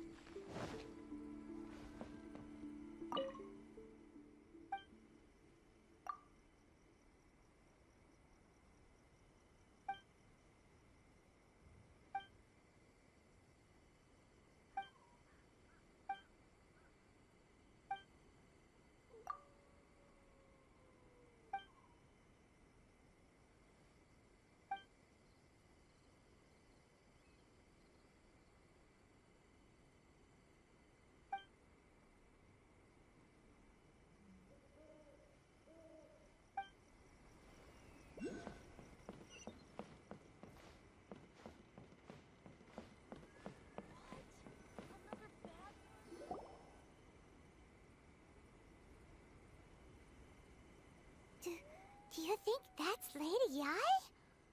Oh, no wonder Junyo is so excited. She has a really striking presence. Also, is it just Paimon? Or did she look right at us just now? It was probably nothing. It's not like she's ever seen us before. Keep away. Keep away from me. I gave up the art of the sword. Please, let me go, I beg you. As you can see, Lady Yai, Domon has persisted in this state for some time now. He appears to see those who have lost to him in duels past, gathered all around him to persecute him. Lady Yai, it must be a possession, right? This is nothing like him at all. In the past, no matter what came his way, he would always face it with a confident smile. I'm sorry. It is clear to me that your sensei is not possessed by any evil spirit. But then does that mean he... Yes. This is a change in the person himself. Unable to cope with the tremendous pressure he was under, he suffered a spiritual collapse. With his wits impaired, he finally descended into madness. As one who is thrown into the sea, though he fights back desperately against his predicament, it does nothing to prevent his descent into the depths. As for what has triggered this change, I believe it must be the loss of his vision. For to be stripped of one's vision is to be stripped of one's ambition. Stripped of his ambition? But Lady Yai, even without his ambition, why should he suffer such a dramatic change? How does that explain his descent into madness? Your school practices Meikyo Shisui art, does it not? Stillness of mind, freedom from all agitation. What a fine notion that would be if any in this world could ever hope to achieve it. There was once one who claimed to be indifferent to rank and reward, and who fled enraged when defeated by his junior. And then there was an aged swordmaster who was aggrieved enough that he crossed blades with a disciple he himself had taught. Then, what of the one who crossed blades with his own sensei and beloved fellow disciple, and defeated them both? Can one truly unagitate, unagitated, of still mind in moments such as these? Lady Yai, I'm not sure I understand. The path of the swordmaster is filled with twists and turns. It is no small undertaking to pursue the position of greatest swordmaster in the world.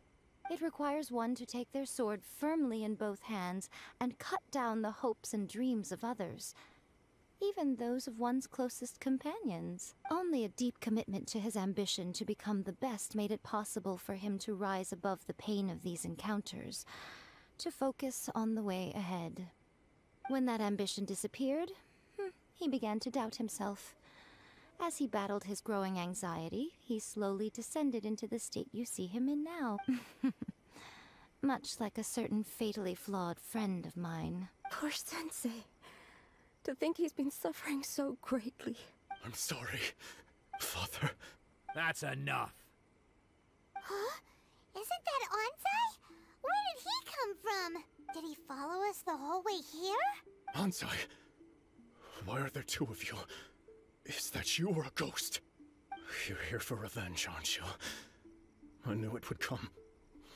I never should have. You're right to assume that my feelings towards you are far from kindly. But I didn't come here to settle a score.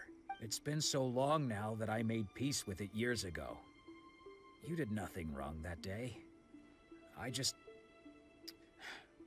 couldn't face the humiliation. That's why I ran.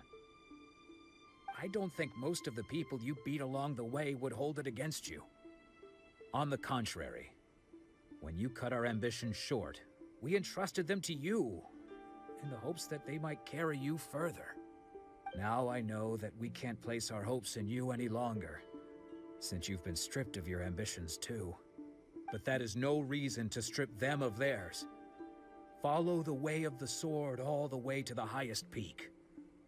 You taught them that, didn't you? But what if one day, the same thing happens to them? I put everything I had into trying to become the best. But what if it was all a huge mistake right from the start? If there's a chance they'll end up like me one day, I'd rather they stay where they are now than go any further down this path. Have you asked them what they think? Sensei, after you rescued me from the hands of the pirates, I told myself I would follow in your footsteps for the rest of my days. I can't know whether I will suffer in my future as you do now. All I know is that here and now, in the present, I wish to continue. I want to keep going until the day that I can stand before everyone with my head held high and announce that I, like my sensei Domon before me, am a master of Meikyo Shisui art. Nanako's far from the only one. Actually, all of us think that way. Goodness. Well, You see? You can place the ambition you once had in their hands. Being stripped of your ambition is something that's never happened to me, so I can't claim to understand it. But I do know what it feels like to have your ambitions crushed. That's what happened on the day that you so effortlessly defeated me.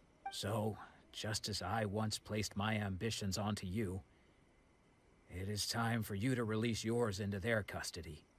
You are not in the same position that I was. When I left, I had nothing to my name. But I'm sorry to have made you worry for me, and for the state of Meikyo Shisui art. I no longer have the resolve to become the best in the world. The emptiness and suffering inside of me will not abate, so I cannot hope to still my mind and be free of agitation.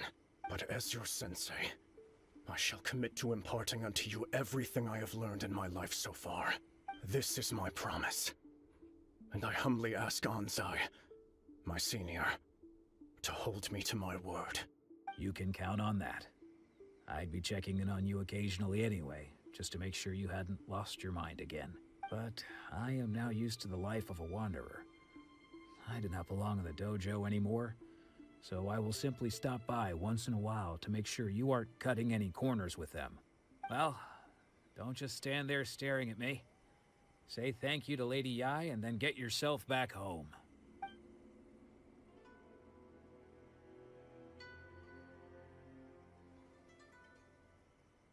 So even though his ambition was taken away, his disciples can take it over on his behalf. Guess that sort of solves this one, huh? Traveler, a moment, please. Lady Yae has some words for you. So, my intuition was correct. The wind that blows from afar carries fresh life to these shores. For us to meet now is premature. Nevertheless, you set foot on these islands at precisely the right moment.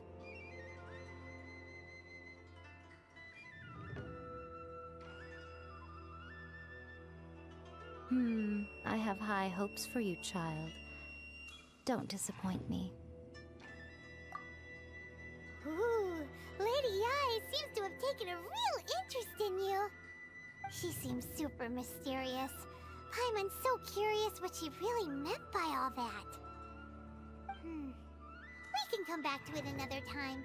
For now, we should go report back to Miss Kamisato.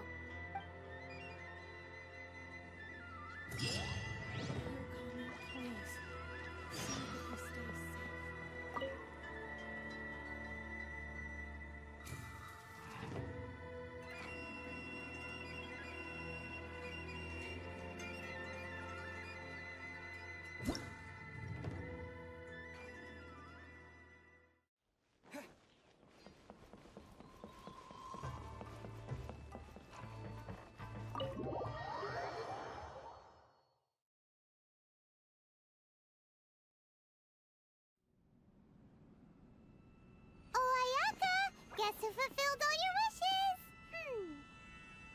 Huh? Ayaka! Huh?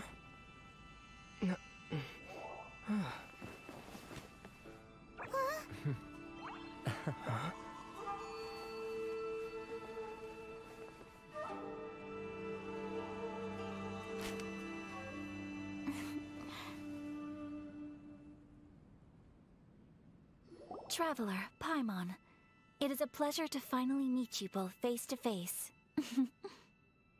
I have heard all about how you helped our three friends. My sincerest thanks to you. Yeah, short short of getting them their visions back, it seems like there's no way to really help them. Ayaka, how come this time you get to come out and meet us in person? Because now that you have done the 3 things I asked of you, I consider you to be my friends. As you will observe, I dispense with the screen for Tohma also. Mm-hmm. Wait a second. But isn't Tohma your, servant? Paimon's happy to help and all, but Paimon sure as heck did not— Oh. Paimon, you are most entertaining. Tohma is first and foremost my friend, and was so before he ever became my attendant.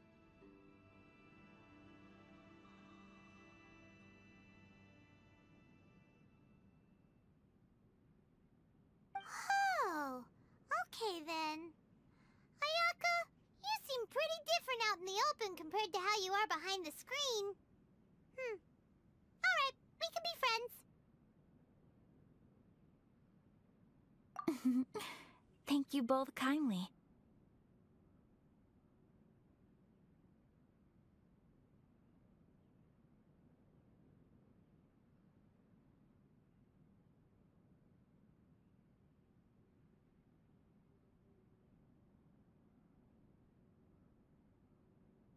Back to the matter at hand.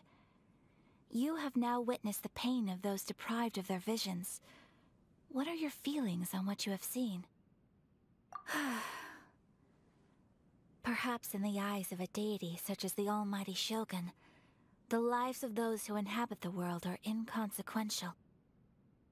Thunders roar, lightnings flash, the winds assault, and the rains descent. All these things take place with no regard for the feelings of the common people.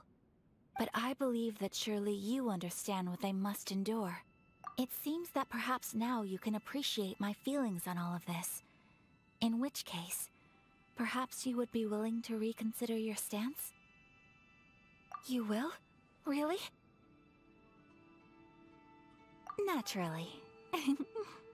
Alright, bravo, my lady. You were right all along. See? I told you he wouldn't reject them. I'd placed my trust in the right person after all.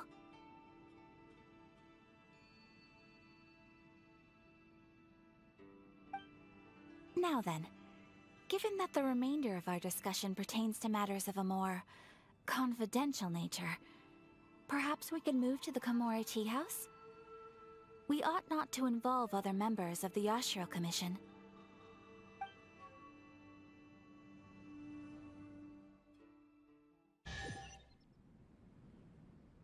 Well, here we are again. Please continue without me. I'll keep watch.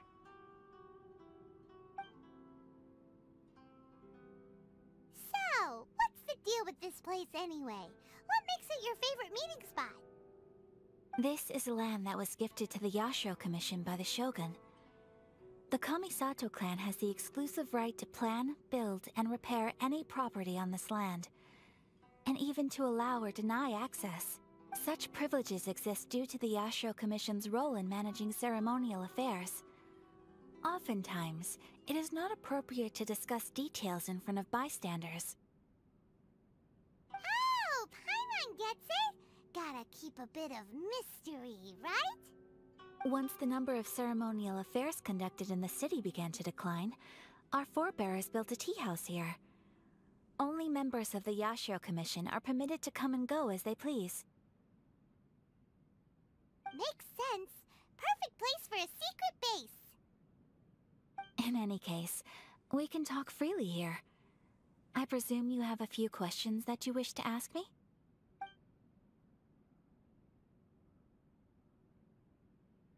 The almighty Shogun.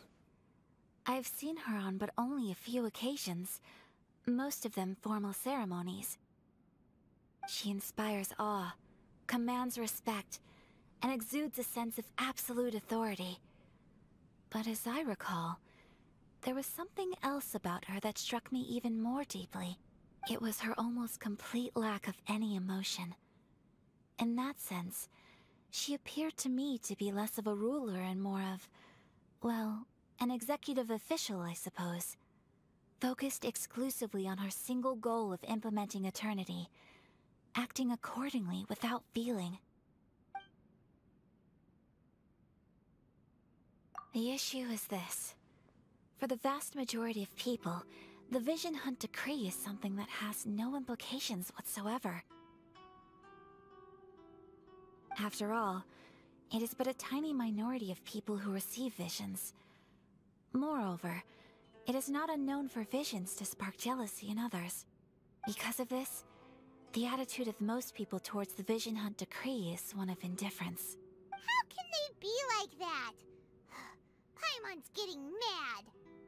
Nevertheless, in addition to us, there is also the resistance on Watatsumi Island.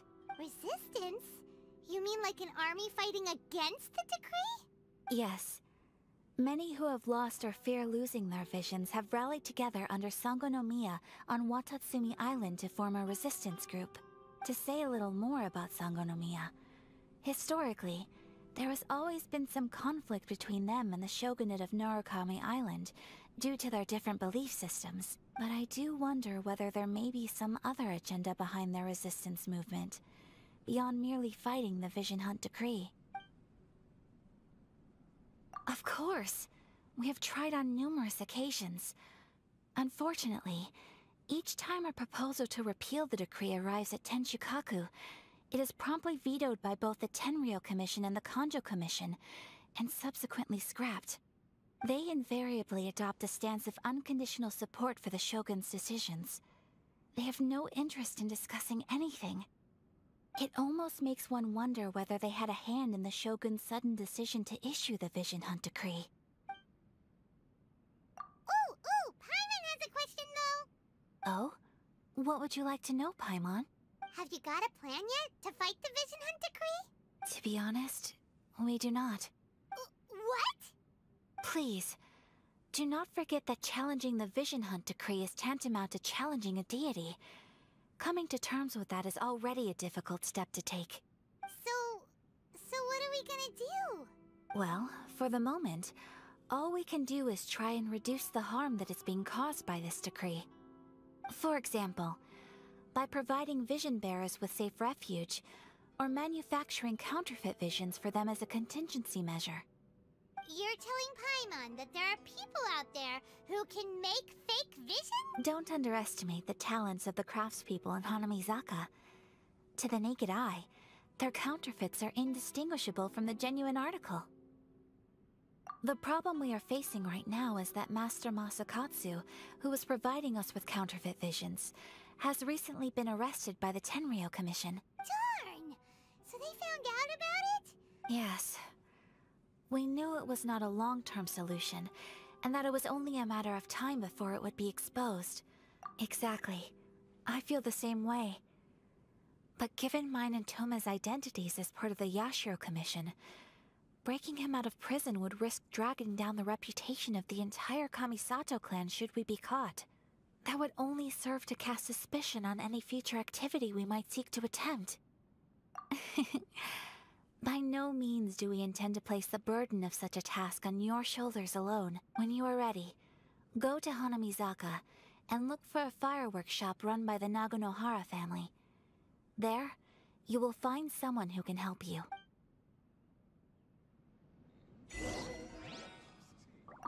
You want to know who you'll be meeting in Hanamizaka? Let's just say they'll be easy to find. You'll see what I mean when you get there.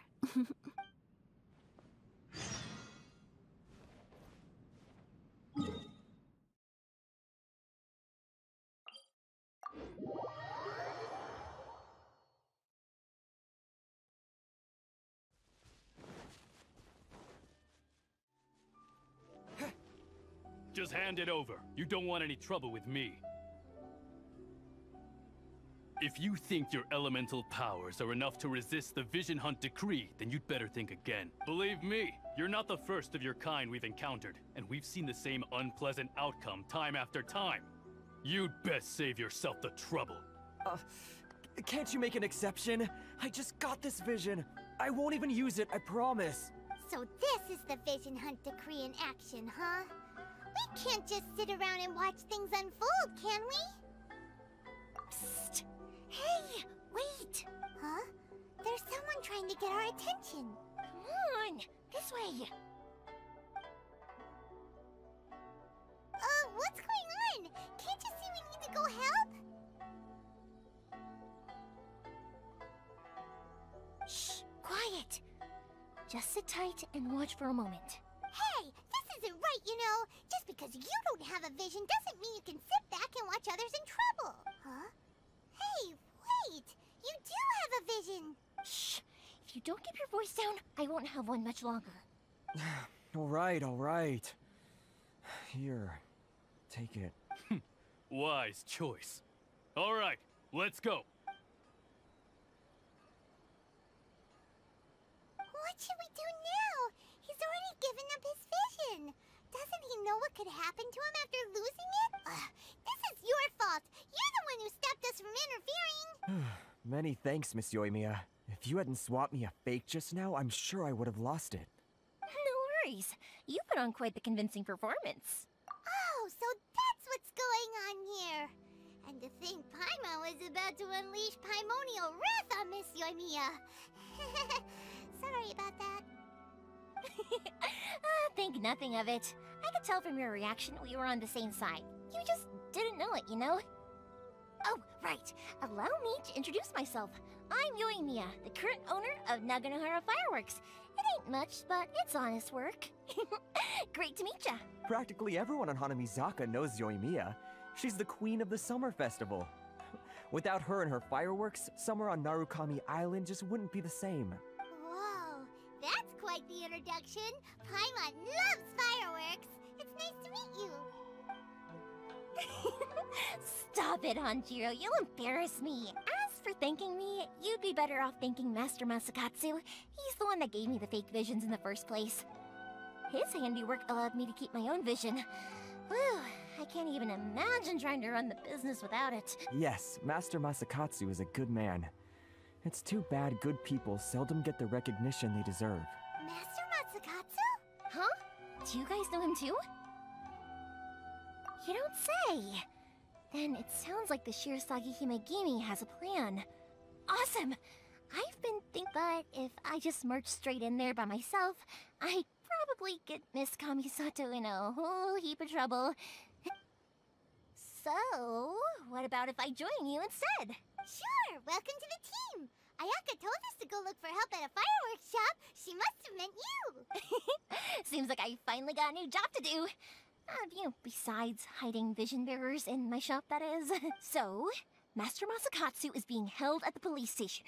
I've already surveyed the area and found a way in. Whoa, talk about a reliable source.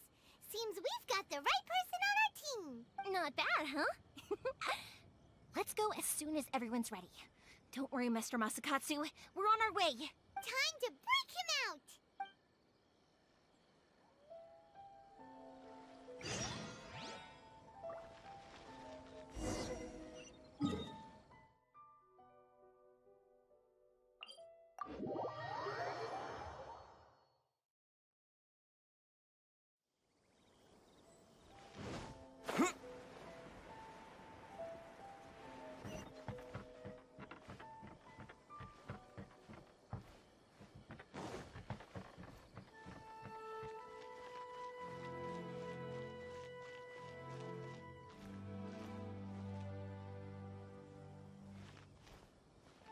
Lightning flash!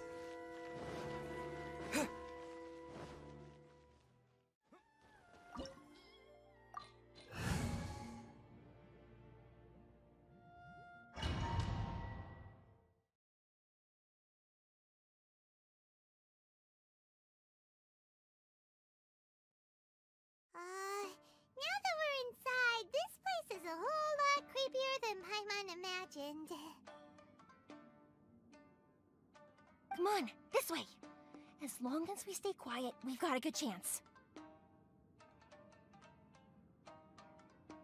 I certainly wouldn't want to end up locked away in here. Let's find Master Masakatsu and get out of here. We should split up. I've got a little present to prepare for Master Masakatsu. I'll be right back. You sure? Alright then. Just be careful not to get caught. Yes, you too.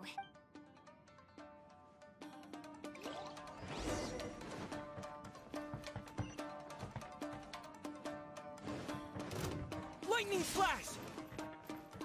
Breath of the flame!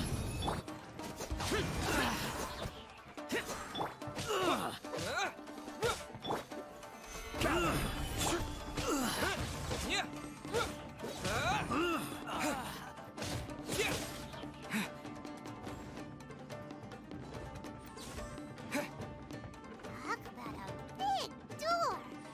Seems we need to collect something shaped like Magatama in order to open it.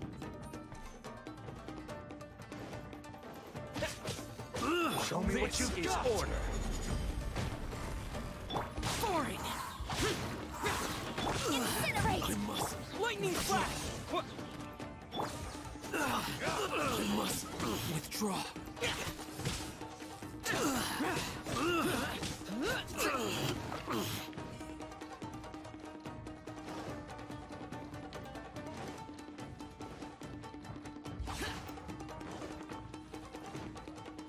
Brace yourself. Useless. Solidify. Boom boom! Bellowing thunder. Yeah.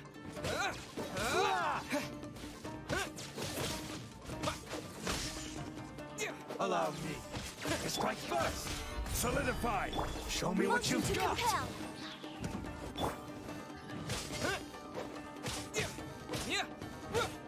Clear cut.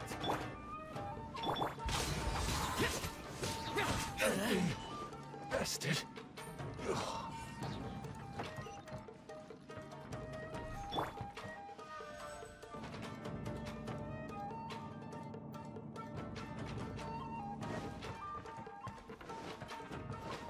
Battle formation! Take this! Solidify! Boom boom! I won't forget this. This wall looks a bit odd. Maybe there's some special trick to it. These guys seem a lot tougher than usual. Paimon wonders if that armor over there has anything to do with the source of their strength.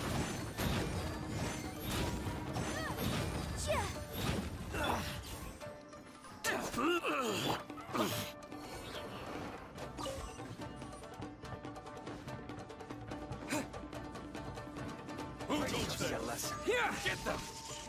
Incinerate! Gather back! Disappear! Here! Worthless! Here! Worthless! Nothing! Bested! Worthless! Lightning flash!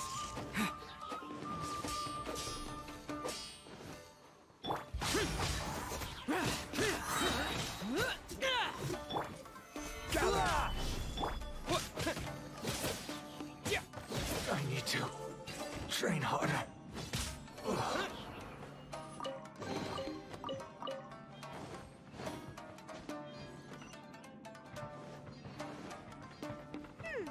Doesn't that Magatama shape look pretty similar to the grooves on the door over there?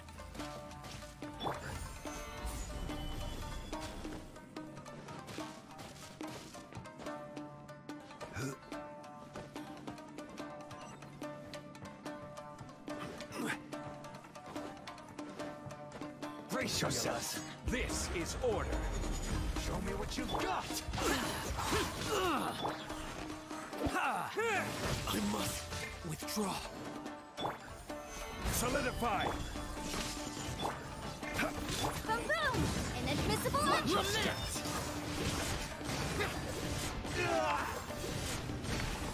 Here! Don't hold back! Nothing. Bested. Show me what you've got! Take this! I need to train harder.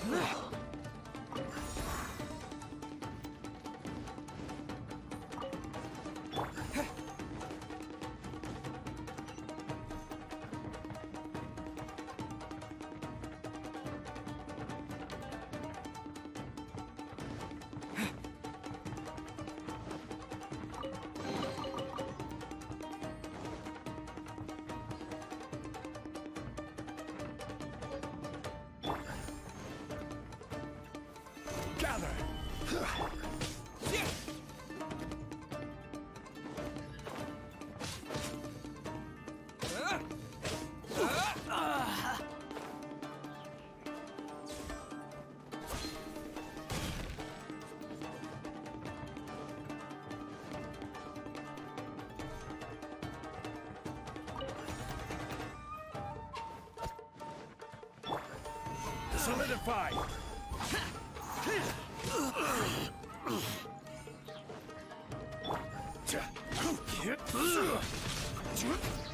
Take this! Incinerate! I must withdraw.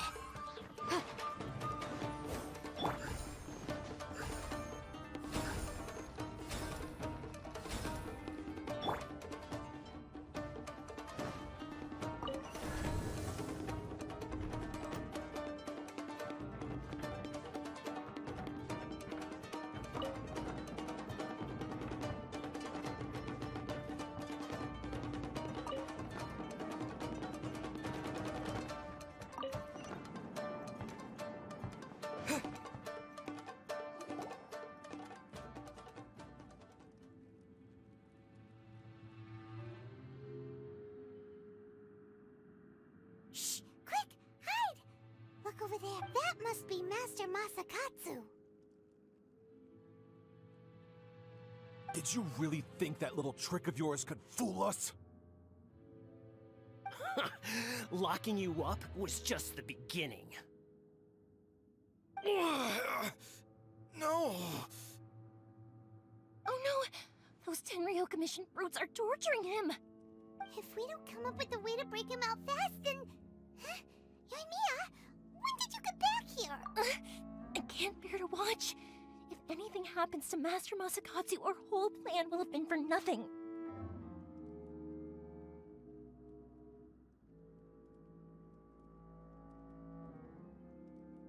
Hey, you there! What are you doing? Ah, ma'am.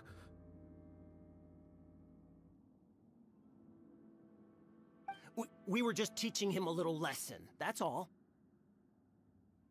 Huh? Who's that? That's Kujou Sara, adopted daughter of the Kujou clan of the Tenryou Commission. She's also a general in the Shogun's army. What's she doing here? Make way, let me have a look at him.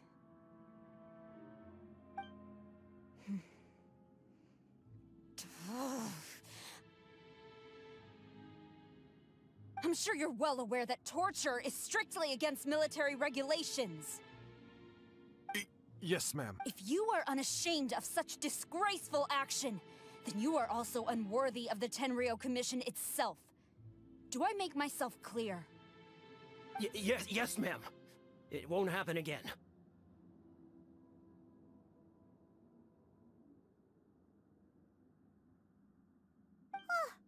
Paimon sure wouldn't want to get on her bad side.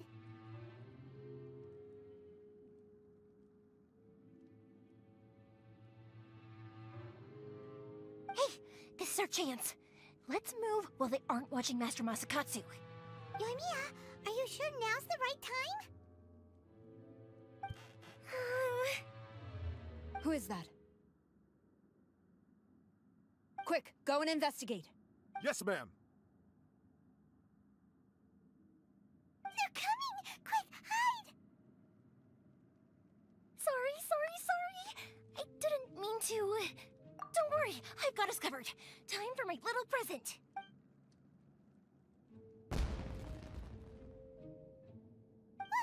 Fireworks! Huh? Was that an explosion?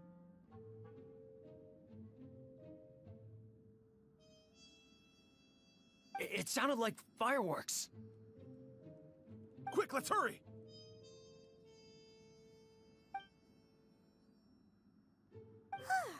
The fireworks were enough to distract them. Maybe more than enough.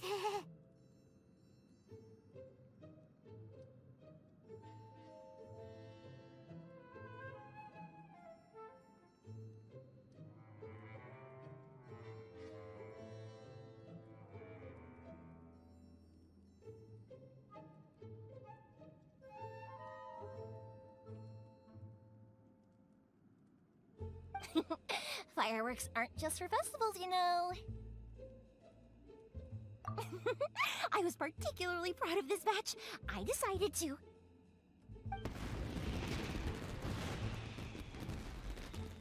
Whoa!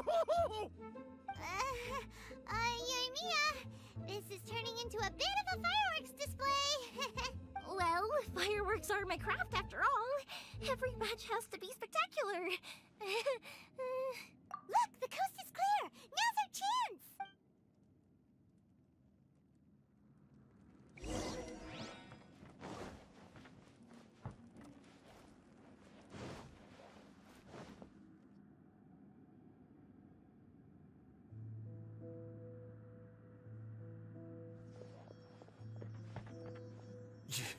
Yoimiya, is that you? Master Masakatsu! Sorry we took so long. Oh, those awful guards. Come on! We've got no time to lose! They could be back any minute! Oh. Yes. Leave. Before I let my judgment get the better of me. He's in serious condition. Be sure he gets immediate medical attention. But remember, once he's recovered, it won't be long until I bring him right back. Well... you can bet we'll do all we can to keep that from happening. Leave this place.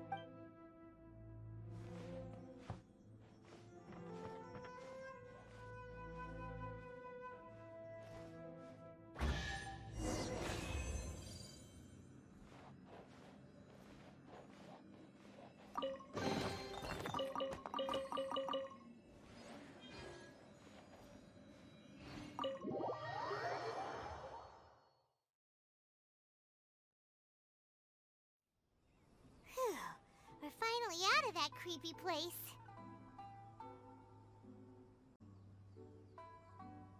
Yes. Finally, I've made it out of there. Master Masakatsu, how do you feel? Can you hold on?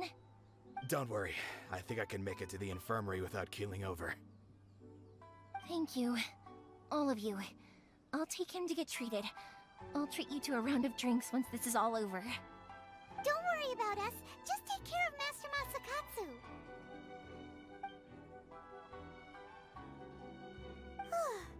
Good thing we were able to rescue him. Right, Kujou Sara. Do you think she was making up for how the guards were treating him? It seems as though there are some okay people among the ranks of the Tenryou Commission. Though Paimon would never agree with their actions in the Vision Hunt Decree, of course. How about we go tell Ayaka and the others the good news?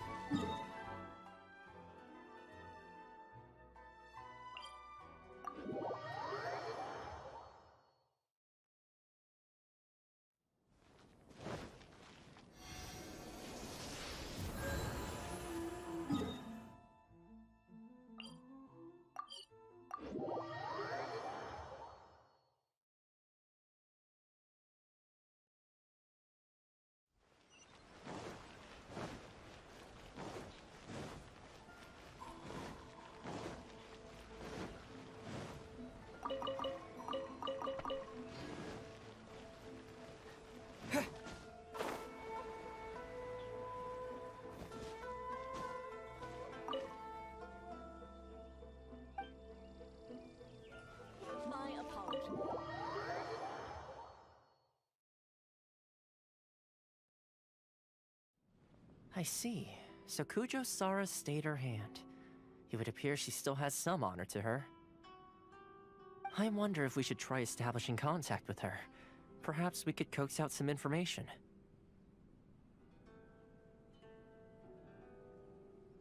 Unlikely. Don't forget, Kujou Sara is also carrying out the Vision Hunt Decree. She obeys the orders of the Raiden Shogun without question. In her eyes, Master Masakatsu is of no threat to the decree. This is why she was so willing to allow his escape. If our true motives were ever divulged, she would act against us without a second thought. True. Though if you ask me, Master Masakatsu's release is an unexpected blessing. We are now one step closer to victory.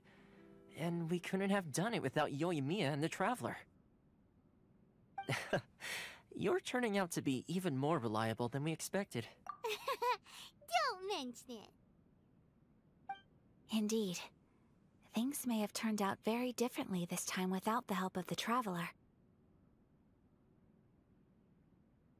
But if we wish to mount any sizable resistance against the Vision Hunt decree, there is still much to be done. It is time we make ready our next set of plans. There's no need to rush, my lady. Things seem to have taken a turn for the better, at least. Not only have we rescued Master Masakatsu, but our list of allies appears to be growing. Yes, which reminds me. The Tenryou Commission seems to be making preparations for a celebration. They call it a ceremony of sorts. And the number of samurai out enforcing the Vision Hunt decree seems to be waning. The days ahead may be more peaceful than usual. A ceremony, you say? Why would such a task be left to the Tenryou Commission? I don't know, but I'm sure it has nothing to do with us. Anyway, with the Tenryou Commission busy with preparations, we should have a little more breathing room than usual. You do present a good point. Being in a constant state of alert will only tire us further. Perhaps a period of rest is in order. Tohma, what would you suggest? I'd say a celebratory feast is in order. Might I suggest an evening of hot pot together? Funny enough, I learned a new hot pot game recently. I'm sure you'll find it quite amusing. A hot pot game? What's that? Well, as long as it has to do with eating. Simply put, every person prepares an ingredient to add to the hot pot. Once the meal begins, we add all the ingredients together. Then we take it in turns to close our eyes, pick an ingredient out of the pot, taste it, and guess whose ingredient it was.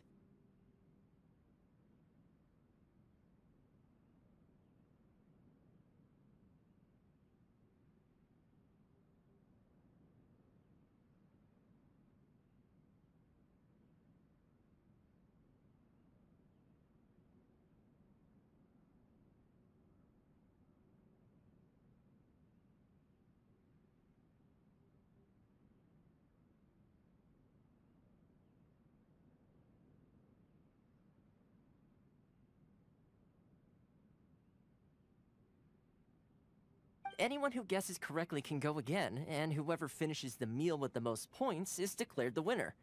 Tradition even has it that the winner receives blessings from the god of Hot Pot. Don't you think it sounds like fun?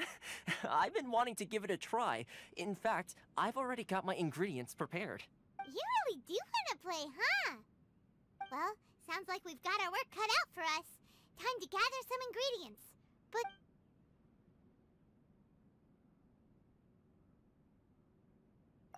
Ooh! Paimon proposes we gather Raging Demon-level Joyun chilies, Super Salty Ham, Mist Flower Corollas. This is already shaping up to be a hot pot to remember! Oh, my stomach! It feels like Yoimiya's fireworks are going off inside me. Who would have guessed that Tohma would be the winner? He ate practically all those weird ingredients without a second thought. Tohma? You okay, buddy? Salt-crusted herring, unripe lavender melon, flash-boiled dongo, oh, and whatever that thing was that nearly froze my tongue off. Hold up, my life is starting to flash before my eyes. Time I call it a night, everyone. You've only got yourself to blame, Tohma. All those strange things you ate were ingredients you added yourself. But weren't you the one who added those little cakes, Ayaka? I think the Traveler ended up eating one. Boiling cakes in hot pot? Ugh. Think of the texture. I must apologize. To be perfectly honest, I thought the cakes would be a tasty addition. Uh-oh. I'm definitely not okay. I need to lie down. I feel like a new man. You know, Tohma, all you had to do was guess wrong on purpose and it would have been someone else's turn. Talk about being competitive. Guess I've been feeling unlucky recently and wanted the God of Hot Pot's blessing.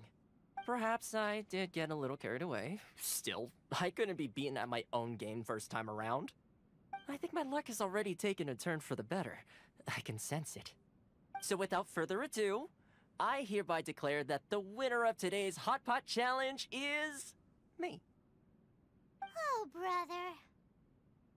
Ah, good effort, team. Another important job taken care of.